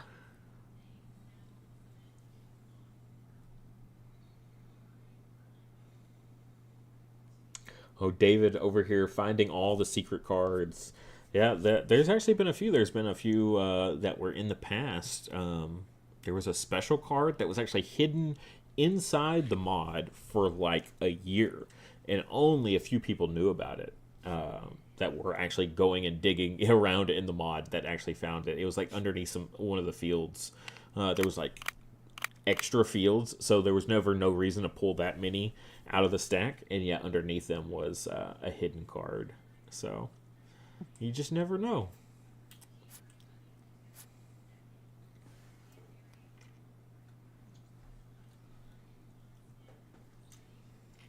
And paying the resources for that giant growth now. A little late to the party, but we got there. And the Sparalt, losing out on the the Sparalt again hitting that Sylph Amulet is so crazy. The consistency on that is bar none. Yeah. Well, I am really curious to see what Simba tries to do here because both of these field 1 and 2 are now full. He's capped out on the amount of things that can happen there. Gosh, crazy. Oh, What do you play that on? Yeah, okay, he is going to go for the Chrism. I was curious if he was gonna give something Guardian. It'd be kind of amusing to give your Silt Snake Guardian with that KO effect. yeah, I definitely respect and like the play from Sam there, kind of splitting that up. If he like full sends and goes in on the Glaciafly, there's still 2 resources, so there is that Skyer potential to clear off that Glaciafly. So I do respect the splitting up that power. But we see a reprieve here for Simba. This is the pre-errated version, by the way. The new one is just 1 VP gain instead of the 2. But I believe he's actually technically winning the field. Both familiars are in. So he's going to use the winning effect, gain 2 power, and then drill attack. Return an ally from any field to its owner's hand. And then may move or deploy a friendly familiar. What do you move? You move the Trossum into the Crag, right? I feel like that's what you do. Because you got to keep your Chrism up there to combat with the other Chrism. And there's only 2 power in field 2, so why keep your Trossum, your Sparrows, all your mirror images, right, in field 2 when you're already kind of killing it pretty good. And your opponent only has 1 resource left, so it's not like they're going to be dropping a ton of power there if they didn't want to.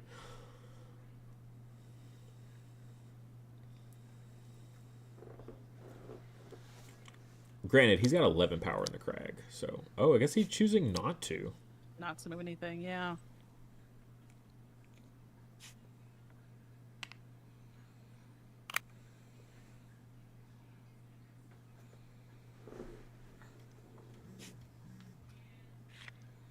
I mean, with that second giant growth, there is so much power being put into field 3 that even if he moves the Trossum, I don't think he can win it at that point anyways.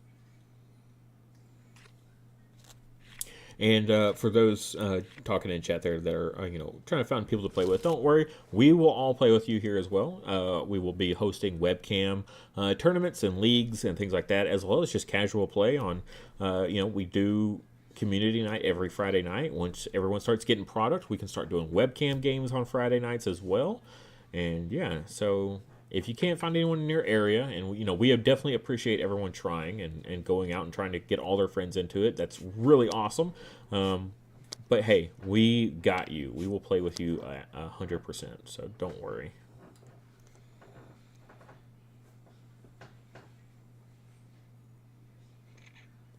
Yep. See, David said it himself. Can webcam. Yes.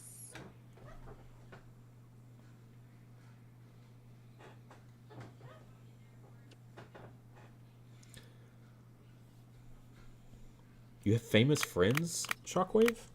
Who's your famous friend? All right, and that is match, or that's not match, but that is game 2 here in the match. 1-1. We get a game 3 after all, which that's what you want to see, right? In a finals, in a tournament, a game 3 is what you hope for as a viewer. Now, if I was playing, I want to just blow my opponent out. I want to win this whole thing, right? This is like the one time it's like I don't want a good game. I want my opponent to brick every game, and I want to win, like completely high roll. But for a viewer, no. Game 3 that's what you want. You want to see it. Absolutely, especially for this grand finals. If this were best of 3 at any point, maybe you don't want to see it, but in the finals, you like to see it. Best of 3, going to game number 3. That's where we're at. Zolomon says he doesn't have a webcam. What's funny is I actually use my phone. I actually use an old phone of mine that is partially broken, has a terrible battery, so I just leave it plugged in. And I use it as a webcam. There are apps out there programs and apps that you can use that just turn your phone into a webcam. So that's what I recommend doing. Also, the quality on using an old phone, even an old like 10, 15-year-old phone, the quality is better on those than a modern like cheap webcam. So just keep that in mind.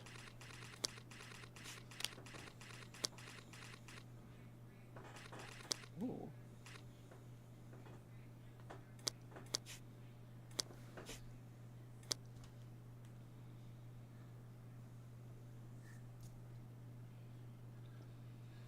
Did they side? I don't remember seeing them side this time, unless they're doing it now. Well, Sam is. Yeah, Sam is. I was going to say he put 35 cards in his hand, so he's definitely picking and choosing which cards he wants to play with this game. I think he's going to probably do something very similar to what he just did that second game, because since he won that second game, you know, if it works, stick with it, right? If it ain't broke, don't fix it. Yeah, it's clearly working.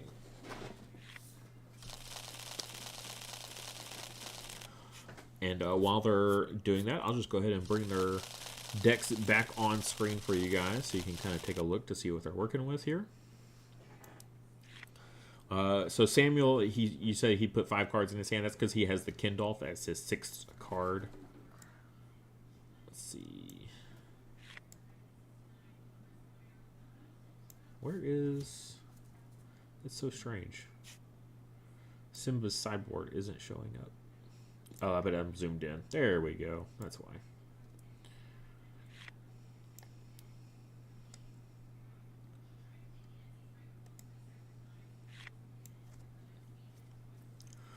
So, if anyone's curious what they're running, that is indeed what their decks are. That's what they consist of.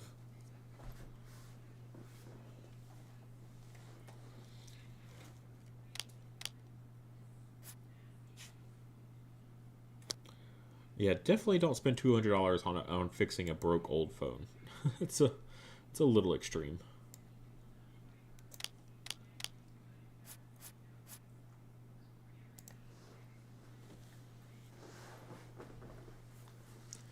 And I imagine we see the same field kicked.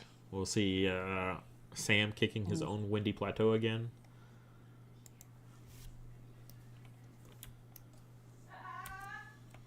I think Simba might still be putting his deck together there.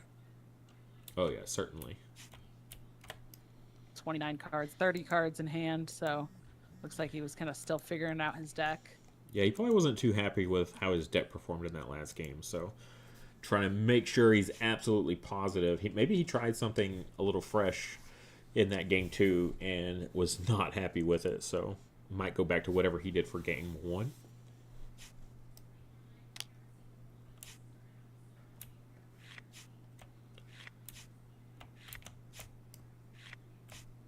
Yeah, I'd be curious to see if he actually takes out the Sparrows this time and doesn't play with those. I feel like they have gotten some good use with the Sylph Amulets, but with Sam only having 1 Sylph Amulet and then it getting turned off and still winning game number 2 with no supports, I don't know. I feel like that might be a card choice that you could make. Yeah, so David says Sam rocking in a Kindolf now would be hilarious. It is really fun, but I discovered that when you're running the Kindolf and the Glaciafly together, they're both so hungry for all your Tamer cards that are giving the power boosts that it's like, oh, if I'm using it on the Kindolf, that means I'm not using it on the Glaciafly, and that feels bad, and vice versa.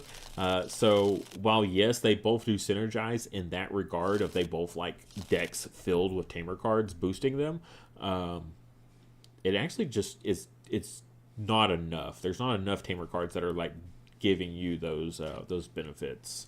So running them together is a bit awkward at times.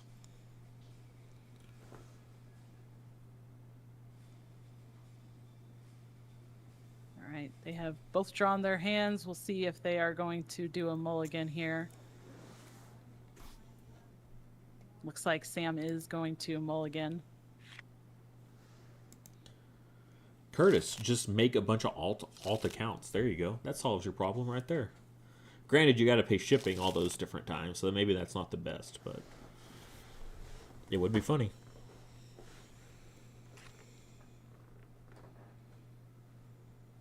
Yeah, we do want to get more people into the game, though, especially for tournaments, to have, more people available to play in tournaments and leagues and stuff. So, all right, that Windy Plateau from Sam getting kicked. Yep, 3 games in a row there on that one. So, yep, I definitely agree with it. It does seem like the smarter play.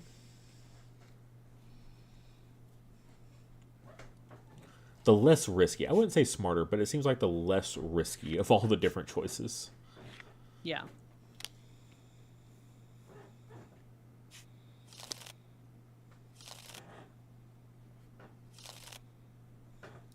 See, the thing is, David, though, how would we know unless, it was revealed and we saw that it was all the same address, and then it might be a little bit different. But if we just see 3 different accounts that all live in the same town, who would know?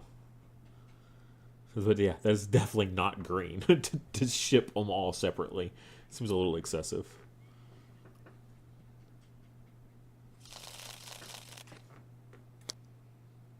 Oh, thank goodness. All right. That's good to see. High Windfall not in Field 2 this time around. So Glaciafly is not just going to get 3 free power just because. But it is good, though. Maybe not. It's a little awkward even with Crag in Field 2. Like I said, pairing up Glaciafly and Chrism in the same field feels pretty good. Because you can get a nice spread there of, winning all 3 fields potentially. Oh, Sylph Amulet also. Gosh, all right. So Samuel already in a good spot. Oh, we see the lucky hat also from Simba. Yep. All right, this is looking like a repeat of game number 1 a little bit, except for the field positionings. But in terms of their resources and where they're at there, this is what happened in game number 1. So we'll see. All right, the Glaciafly coming down into field number 2, of course. Not a surprise. Yeah, where does Chrism go? I think I'd play the Trossum first, just because you want to play the Trossum into the Crag. All right, yeah, they're just gonna mirror it up here. Yeah, the 5 VP is probably more important than trying to win out that High Windfall. All right, Trossum, go ahead, go to field 2, go to your home. Yeah, go to field 2 and put which field do you think the mirror image goes in? I mean, probably field 1 just because it's left open, and if that's the one that gets left on, then boom, you already got at least something there, so that you can play something a bit more powerful and it's protected. That was my thought as well, but I can see a case for putting it in field 3 to try to build up a little bit more if you are trying to fight there. All right, well, gonna put the Trossum in field 1 and the mirror image in field 3. So, well, what do we know? A little bit different. Yeah, a little bit different than what we were talking about, but that's all right. Okay, gonna see. Yeah, make sure that gets shuffled first. Judge doing a quick shuffle. Oh, field 1. Oh, field 1 inactive. There we go. All right. Bet he's feeling pretty silly now. Should have just been listening to the stream at the exact same time of playing, even though there's a bit of a delay. There is some delay, yes. So it's like, man, you sure are taking a long time between all your plays. I know, I'm just waiting for the commentators to catch up. I mean, I'm not doing anything. I'm just really thinking.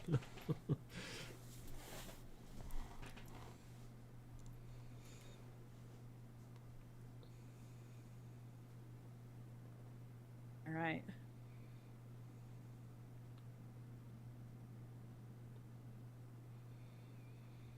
So now we have a little bit of a change up from how things have looked the first 2 games. a little bit different field placements, a little bit different there with the placements of like the Trossum especially.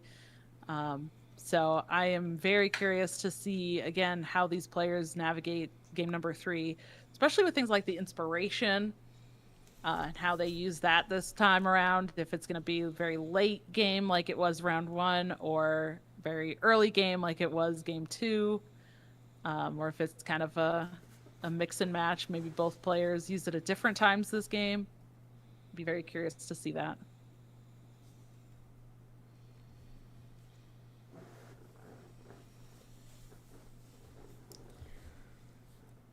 That Sylph Amulet probably going to come in pretty clutch as well, because with Sam not being able to play anything into the crag, and his Glaciafly is turned off, turned off in the sense that his power isn't there when scoring. Yeah, playing something to the side field and then moving it over, because you also know that Simba can't play anything into that field too either, and has no active movement, like no Alistair's Guide in the deck to be able to move something to that center field. So that's one of the issues that I had with playing the Trossum to anywhere but the Crag, is basically you're forfeiting winning field 2 by doing that.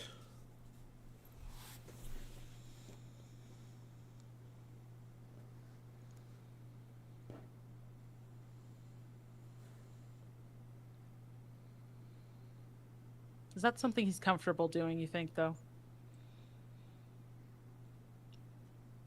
Winning? No, forfeiting field 2. I don't know. If Sam hadn't dropped the Sylph Amulet, honestly, I would be totally in favor of Simba's play. I was like, oh yeah, that's kind of interesting, knowing that your opponent also can't play into the Crag, and that even if it is active, neither of you win it, so you can go a little bit more heavy-handed on those other fields. But the second you see that Sylph Amulet, you're like, oh nope, never mind, that does not work.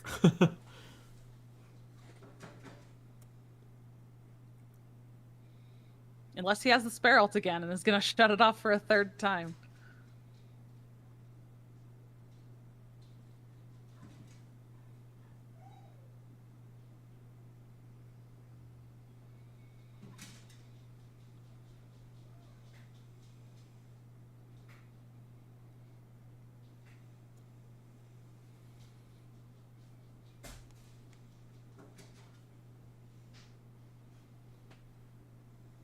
This has to be a really tough play here.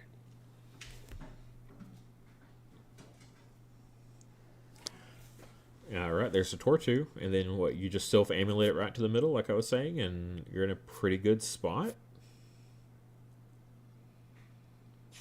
Yep, there you go. Yep. And you're still winning field 3 technically. It's only by 2 power, but you're going to have to make your opponent work for it at least.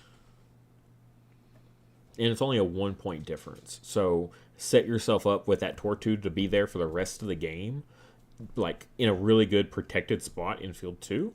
Yeah, absolutely. In a hard to play into field.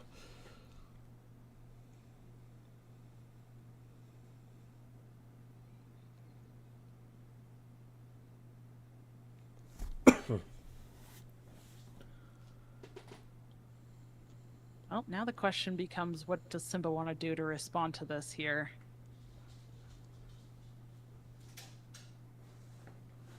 Or what can he do to respond?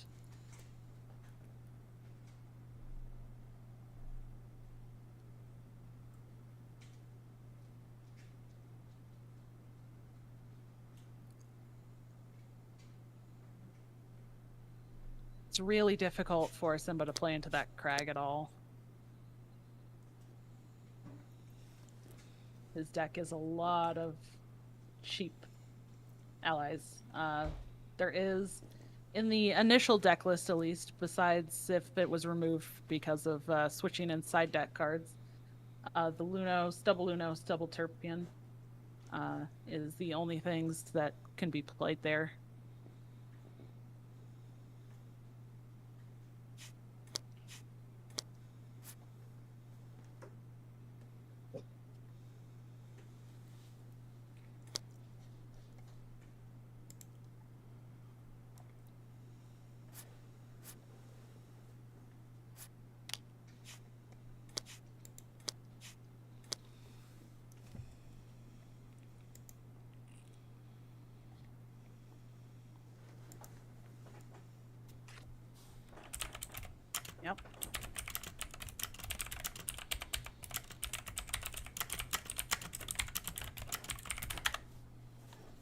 We do see that Gosh. Sparrow coming down. Oh gosh, every game. That's 3 games in a row we've seen that Yep. Sparrow hit the Sylph Amulet again.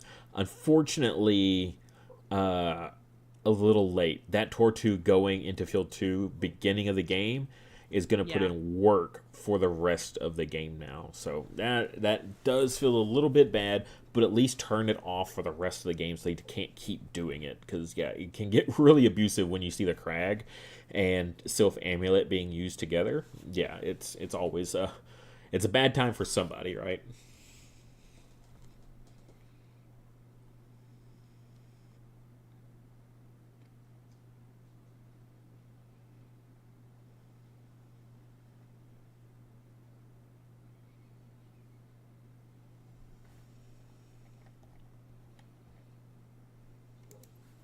Well, Maybe debating the inspiration. yeah. Moving that Trossum into field 2, potentially into field 3. To secure field 3, maybe just take the 5 points. Well, he does have field 3 already, even with Glaciafly powering up Chrism. But again, if Sam is just holding on to those strength trainings and doesn't want to give it Yeah. away. Yeah, I think that's absolutely a consideration.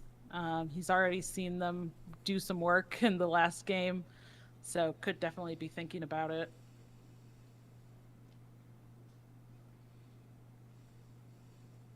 But if you're going to use the inspiration, I feel like you want to use the inspiration in a way that you're kind of, as much as you can, trying to guarantee that you're going to win that field that you moved into.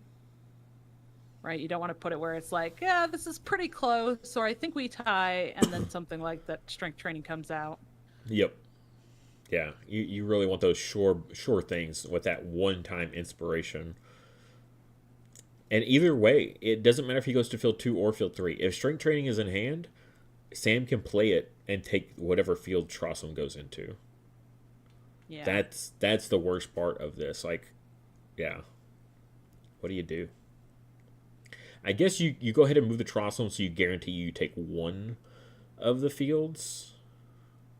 Right? Move Trossum, go ahead and secure for sure field 3. Because if you lose field 3, you're going to feel so bad. Because you're going to lose field 2 and field 3 right now. Yeah.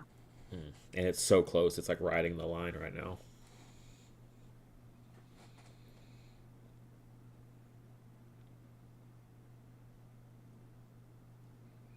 Yeah, and the only thing that Simba's running that costs 0 that he could potentially have is Lucky Hats, and we already see one of those already. So I don't, there's not a lot of other potential plays that he could be thinking about other than that inspiration on where to move the Trossum, I feel like.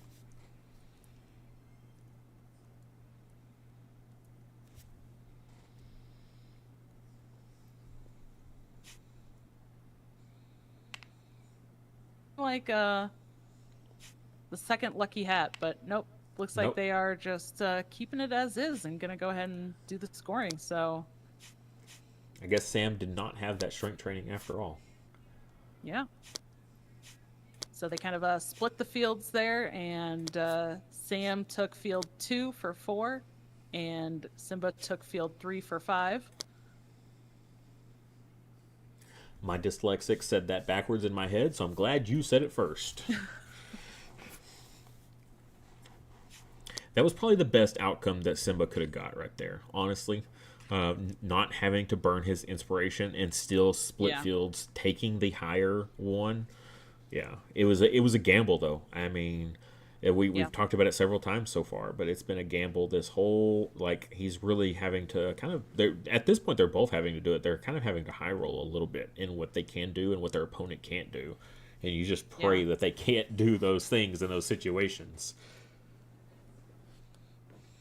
Yeah, really kind of having to debate with themselves if they want to take the more kind of even keeled, safer plays or if they kind of want to risk it. And I feel like that was the kind of just safer play, holding on to that inspiration, saving it for another thing, and just saying, I'm just gonna, we each get one field, we'll be close in points, but that's fine.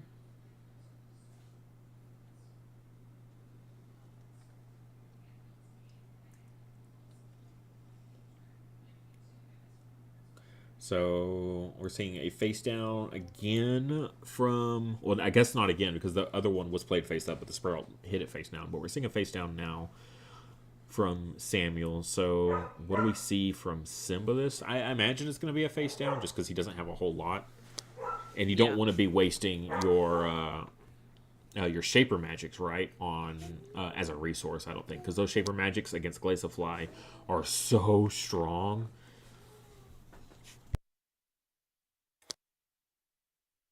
There we go. Now we see the Trossum into field 2. And that second mirror image going into field number 1.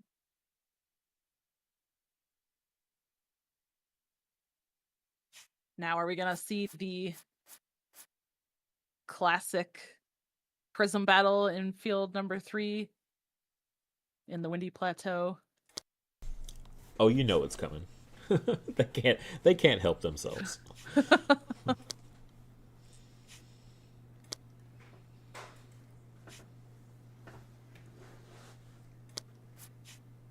Oh, Simba. Oh. He's going for it.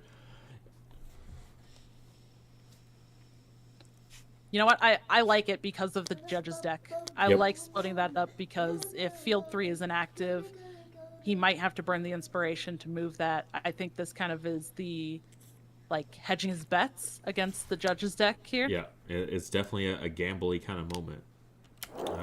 Your call, player for initiative. Ooh, that feels extra bad because now your Chrism is in the wrong spot, right? Because he absolutely, you play it, you turn off field 1. You don't have anything there, and he has a Chrism. Yeah. Like, you're winning field 3, so you 100% don't turn that off. Field 2, you're tied on. Granted, you don't have your movement like you did before.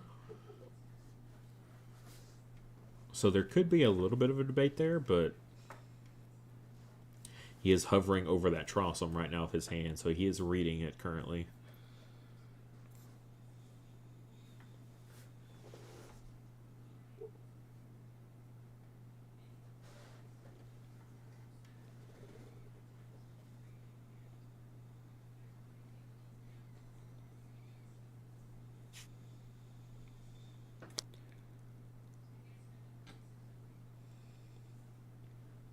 I'm really appreciating chat here just banding together to help us and help the game as a whole succeed. So that's really awesome. Makes me happy. Makes my heart warm.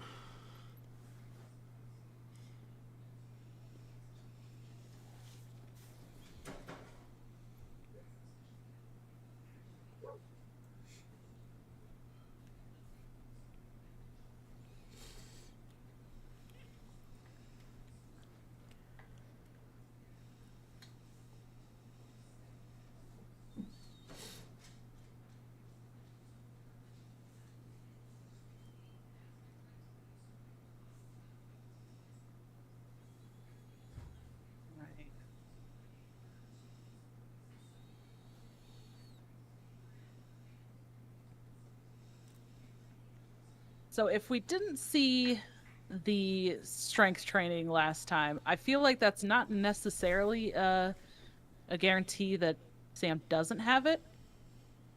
Sure, but he did pass first, so he did draw 3 instead of just 2, so he's in a little bit better position. Yeah. All right, the Ignition coming down here for Sam. Going to buff up that Glaciafly and his Chrism. I can't believe how stacked both their hands still are, though. I know it's only round 2, but like they're both sitting at pretty good grips. Yeah, they did not really play a lot.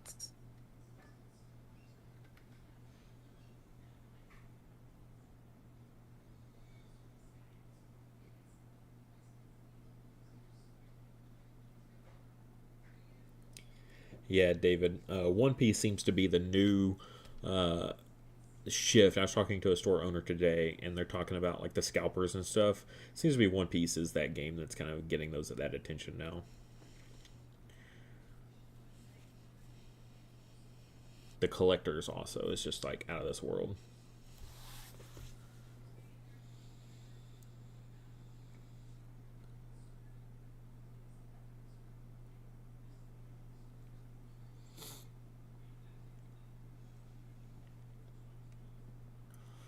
All right, Simba. It is time to make a move here. Like, there's got to be something.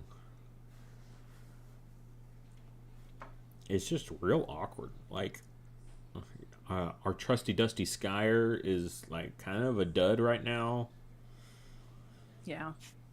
Shaper Magic, you're not going to get too good of value right now. Yeah. I mean, I suppose you could reset both the Chrism and the Glaciafly that they from the power they just got, but that doesn't seem like it's necessary.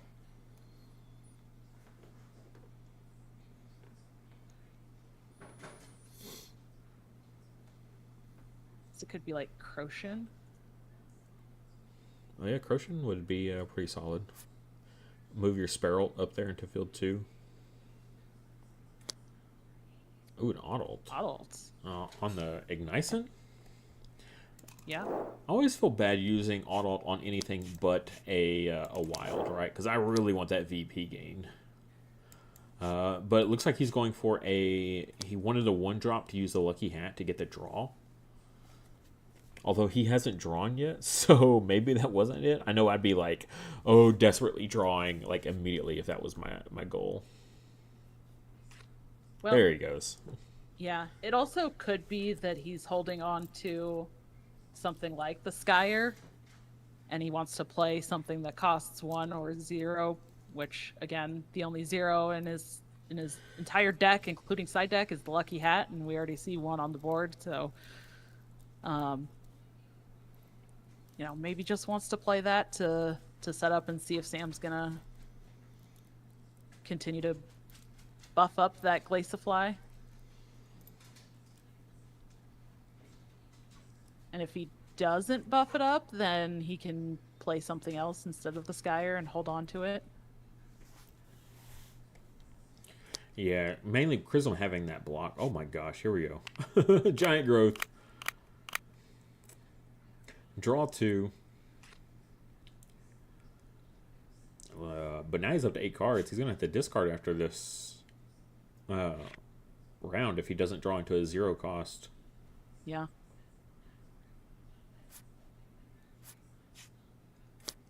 There he goes, paying for that giant growth. And I see the hand keep hovering over the first player token, so I'm guessing he's passing.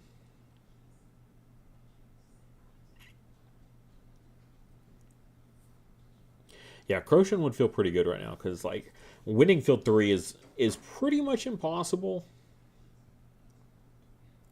this round. So just go ahead and snag yourself field 2, and then it'll be a tied game, right? Because basically they would just swap who won 4 and 5 on the previous round. They're just going to swap and tie it back up. But that incurs that Simba has a way to win field 2. Yeah.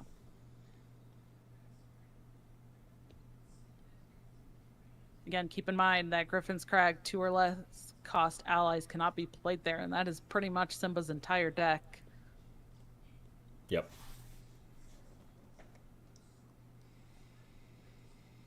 So it is very difficult for him to actually play into that field. He really needs to move stuff with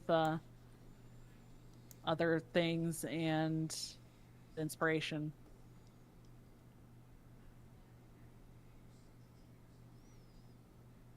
He could play a Reprieve right now. That would also work because Glaciafly's power is still technically in field 2 because we're not in scoring yet. So he could throw it onto the Trossum, boost up the Trossum, get some VP out of it, and then win it when the time comes.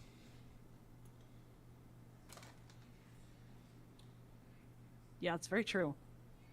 The Glaciafly is very interesting in that regard, right? Where it's like you have to kind of think about each action as different in different contexts. Yep.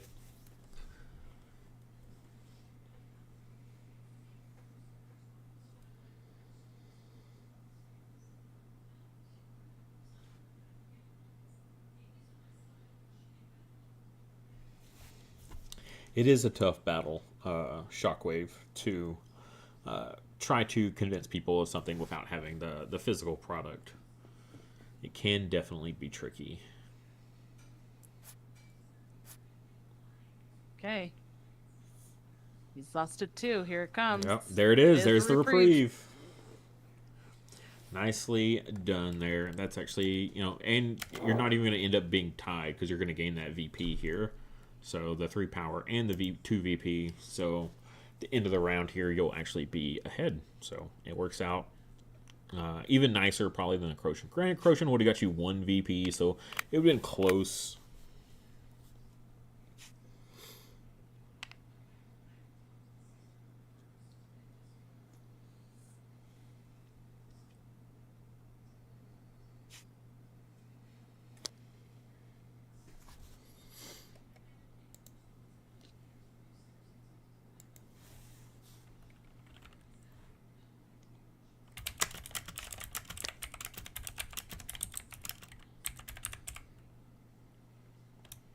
He still has his inspiration to be able to move his Chrism over into Windy Plateau as well, but looks like they are just going ahead and scoring, so...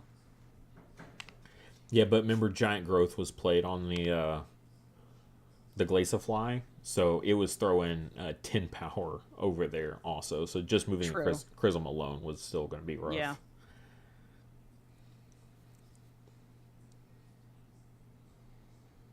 All right, so Well, this is still very close. Simba at 11 now and Sam at 9.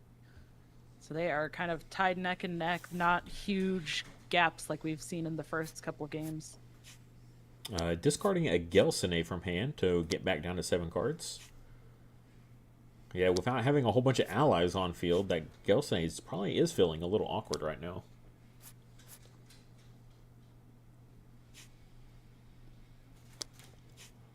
This is exactly the kind of game. So it's like we had 2 different blowouts in each different direction, and then game 3 is actually really close. So this is a fantastic final top cut here. Yes, it is. This has been a fantastic series of games.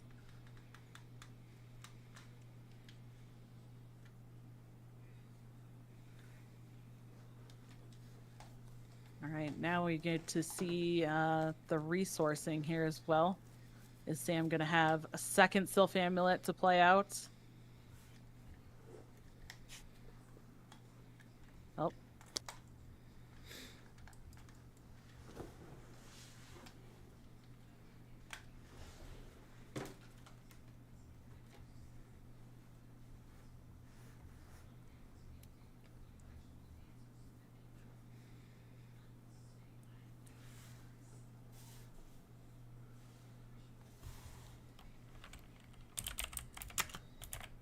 Looks like they skipped over resourcing. I think they're doing that now. Again. Okay. Take flights. All right. That's not bad. It's it's no Sylph Amulet, but being able to redeploy a friendly familiar, knowing that a Skyer is lurking out there somewhere, not too bad. Not a bad call.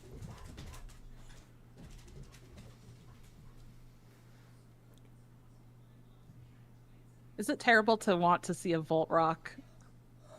So I just really want to see a Volt Rock come down, buff that glazed supply. Oh gosh. Yeah, give it that 4 power. Oof. Would really just send this whole team like in a really, really good powerful position. I don't know what do you play before that though, right? You got 1 resource. I was gonna say a Terra Chick and then give your Terra Chick with that Guardian the block off of it. And then throw block onto your Glaciafly and just be really blocked up at that point. You could play a reset spell, reset that Trossum that's gotten a little beefy.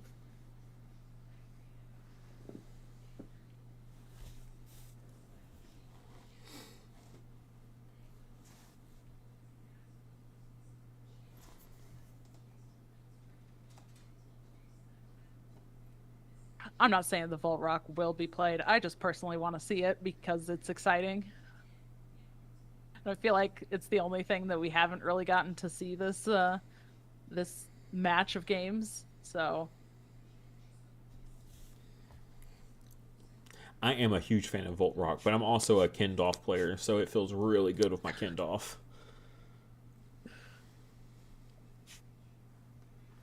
right, Prisms into the Windy Plateau, battling it out as per usual.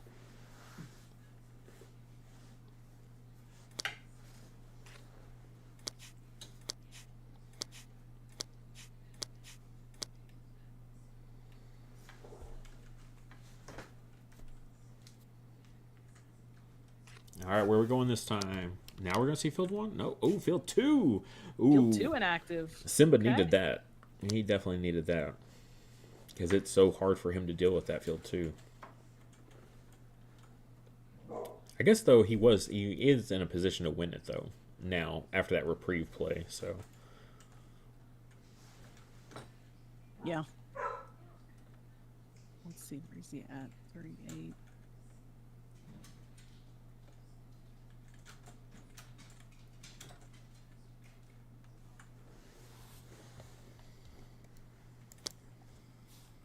Oh, the enchanted draft here. Oh, gosh, here we go again. There's one creature. Okay, an airing. Another creature. Turpion. All right, that's 2. No VP at least this time, and but 2 power still goes a long way with a Glaciafly. Yeah.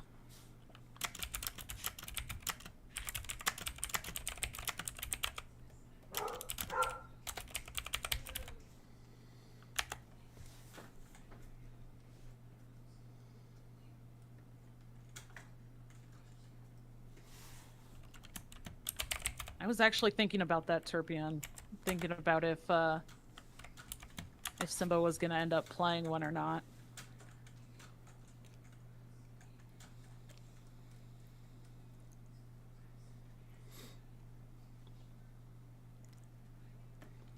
I'm glad for Simba that he didn't see one of his precious few support cards get hit. Especially, yeah, there are some pretty high roll cards in his deck that he really probably doesn't want to see get sent to the discard. Well, I think, in terms of the support cards, the Shaper Magic specifically, just for the resetting effect. Reset that Glaciafly.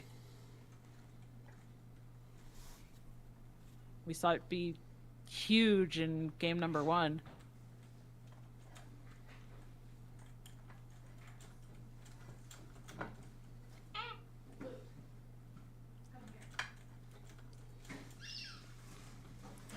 Yeah, I think now would be the time for Simba to go ahead and use that Shaper Magic, hit the Glaciafly, bring it back down to, normal levels, remove the block off the Chrism, and then Skyer that Chrism right now. And Simba would be in a fantastic position. That's only 3, 3 resources. Still leaves you with 1 extra for anything else you might want to do. Get the draw from the Lucky Hat. Like, there are, depending on what he has available to him, there are some really good play potential. Now that there's enough resources to really start to make some bigger combo plays like that.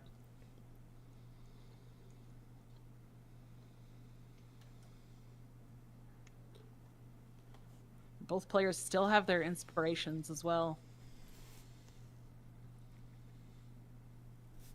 I don't know where you would use them right now, though. Like, nothing really makes sense to go anywhere else. Oh, he's just gonna flood that board. The High Wind Falls. It's rainy season, I guess, up there.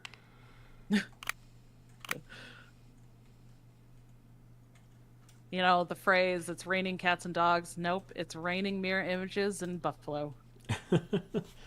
Well, he used the 1 cost on the Lucky Hat to get that draw. So if he was trying to dig for that combo piece, if he was missing one of those 2 that I was talking about, that was a good starter for the turn to kind of set you up there.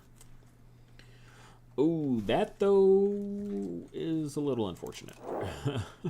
Terrachik gonna give block to that Glaciafly. Now gonna protect it from that Shaper Magic. So that is unfortunate there for Simba. Now he could still remove the block, off the Chrism and stuff like that, and be in an all right position. Still sending that Chrism home would be really good.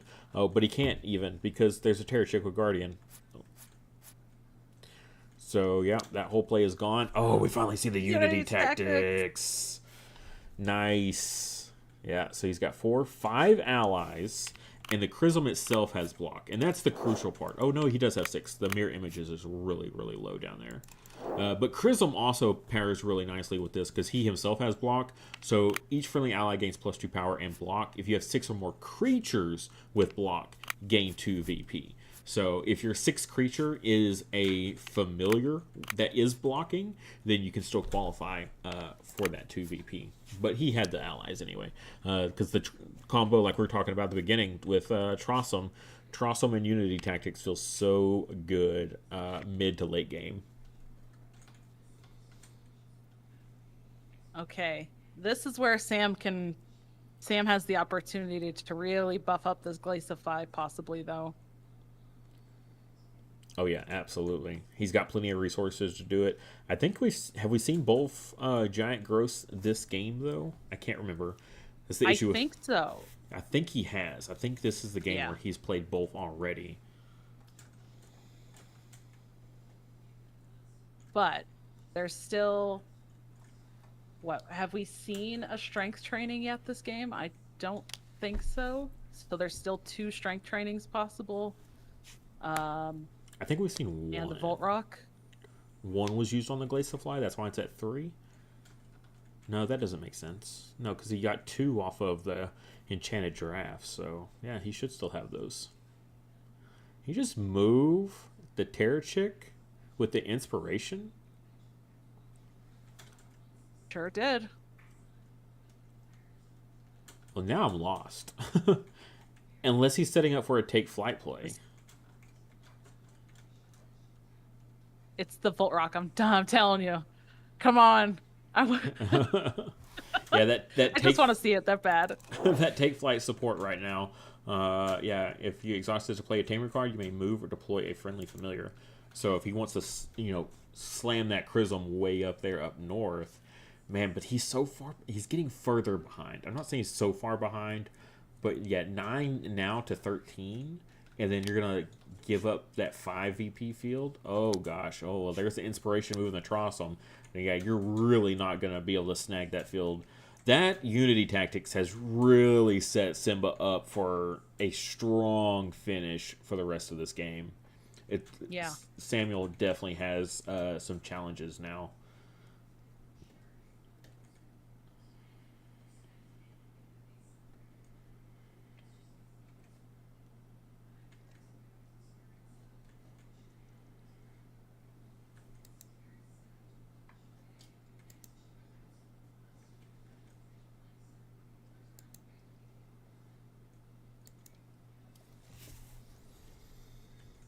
Is strength training and Volt Rock enough for Sam?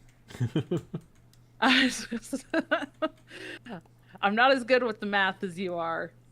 Math is not my strong suit. It is a lot. That's why I play card games, because who needs math in card games?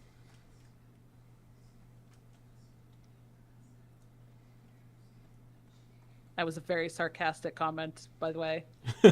Obviously, we need a lot of math in card games. At least we're not into the thousands. Oof. That reminds me of old Yu-Gi-Oh cards with when they would do 50s and 35s and stuff. I think it was on a pumpkin guy. It was a real odd number, and we're just what are you doing? This math is so hard. Yeah, math is hard enough without making it even more difficult. So I don't know. I'm just trying to think of how Sam can kind of buff up his own stuff with that and to try to compete against all of that extra power that Simba got from that Unity Tactics. Because it feels like he needs quite a bit.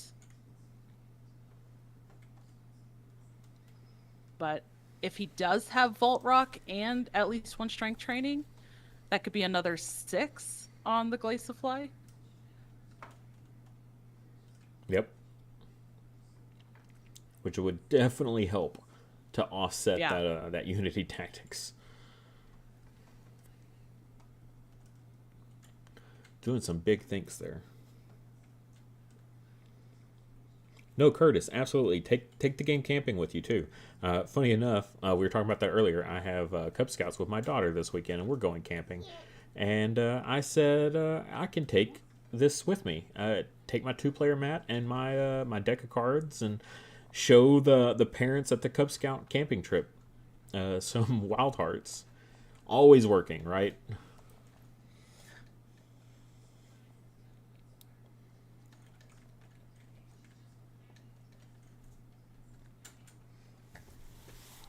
I think Sam is struggling with some math himself over there. Well, there is a lot to manage here. He has already used his inspiration. Simba's already used his inspiration and is tapped out. But again, there's really nothing like that Simba can do at this point. The only 0-cost thing that he's playing is the Lucky Hat. So I don't know if he's just trying to consider if there is something that Simba could do, along with counting his math here.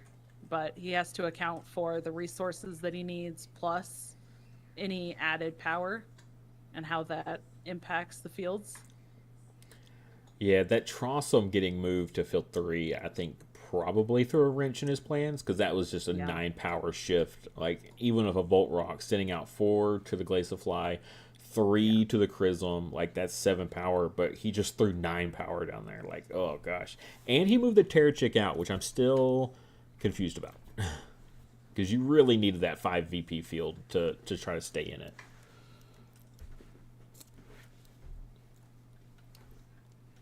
Well, I think, didn't the Terrachik getting moved happen before the... Oh, giant growth. All right. Oh, there it is. There's the second one.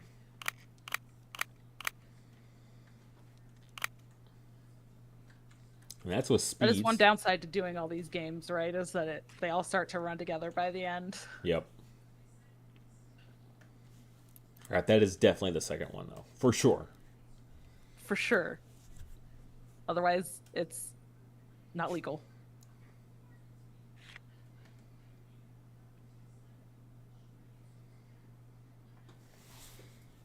Unfortunately, that's still not enough power, though. Oh, there's the strength training, too, because he was playing with speed.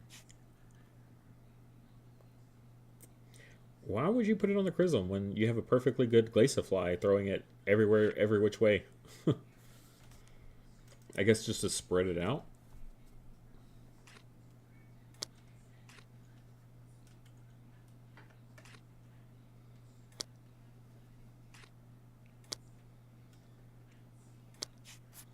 Yeah, CJP is our judge there. So he is actually in a seat because like Dawn and I, we are in spectator mode. So we cannot touch any of the cards, move anything, fix anything. But if you're taking an actual seat like CJP is, then you can actually interact and fix game states.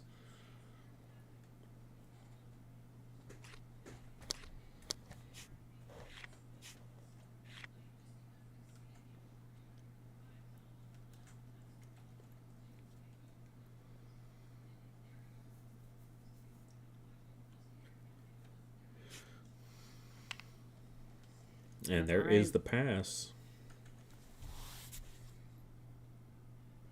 Something's getting played. It's another strength training. It looks like something's getting played here for Sam. Yeah, what else could it be that's a 0 cost? I can't think of anything. That's a lot of math. Yeah. I guess because he already used Giant Growth on the Glaciafly. So he's already at +9. So he would lose out on 1 point with the strength training. So that's why he probably went with the Chrism.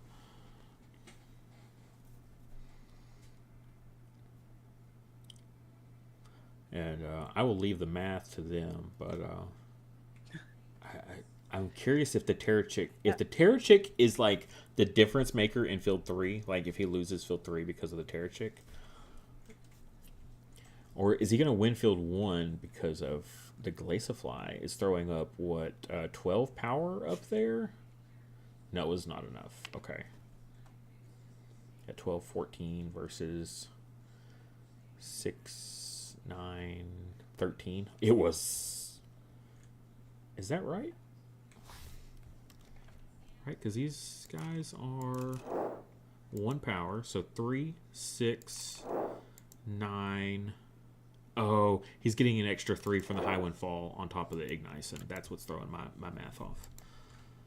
I'm not used to Ignice and being the strongest in a field.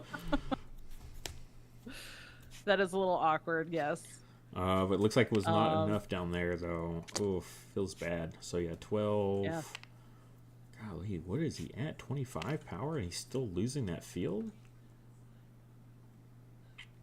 That's wild. That does look like Simba takes it then. If Simba's winning that field, goes to 21. 27? So my math is off there. Yeah, 27. Yeah, so he's going to beat out 25 to 27 in field 3 there. So, yeah, Simba is going to take it. And we are there. We have finally finished this finale here. Congratulations to Simba. It was very hard fought. That game 3 was a fantastic game. Great finish to this 3-game set here. And yeah, I'm happy to have been able to commentate it here with Dawn. It was a good time. Yes, it was. Thank you so much for having me. It was an actual it was an absolute blast. I enjoyed it quite a bit. Thank you to everybody for hanging out in the chat as well, watching, because the chat interaction was fantastic throughout the game. So glad that we were able to put this together for you all, and stay tuned. If you missed the Kickstarter update that we put out yesterday, there is going to be some information coming out in a Kickstarter update tomorrow on Friday that if you're interested in these events and tournaments and stuff like that, you won't want to miss. So definitely follow that Kickstarter and watch for those updates. Alrighty. Well, with that, we'll go ahead and sign off. This has been a pretty long, eventful stream here, so happy to have come to a conclusion. Yeah, some people have been here way longer than others on accident, so it is all good fun, though. All right, we will catch you guys in the next one. We'll, of course, make announcements, all that fun stuff, so make sure you're keeping up with it for when we're going to be doing our next live streams. All right, later. Bye-bye.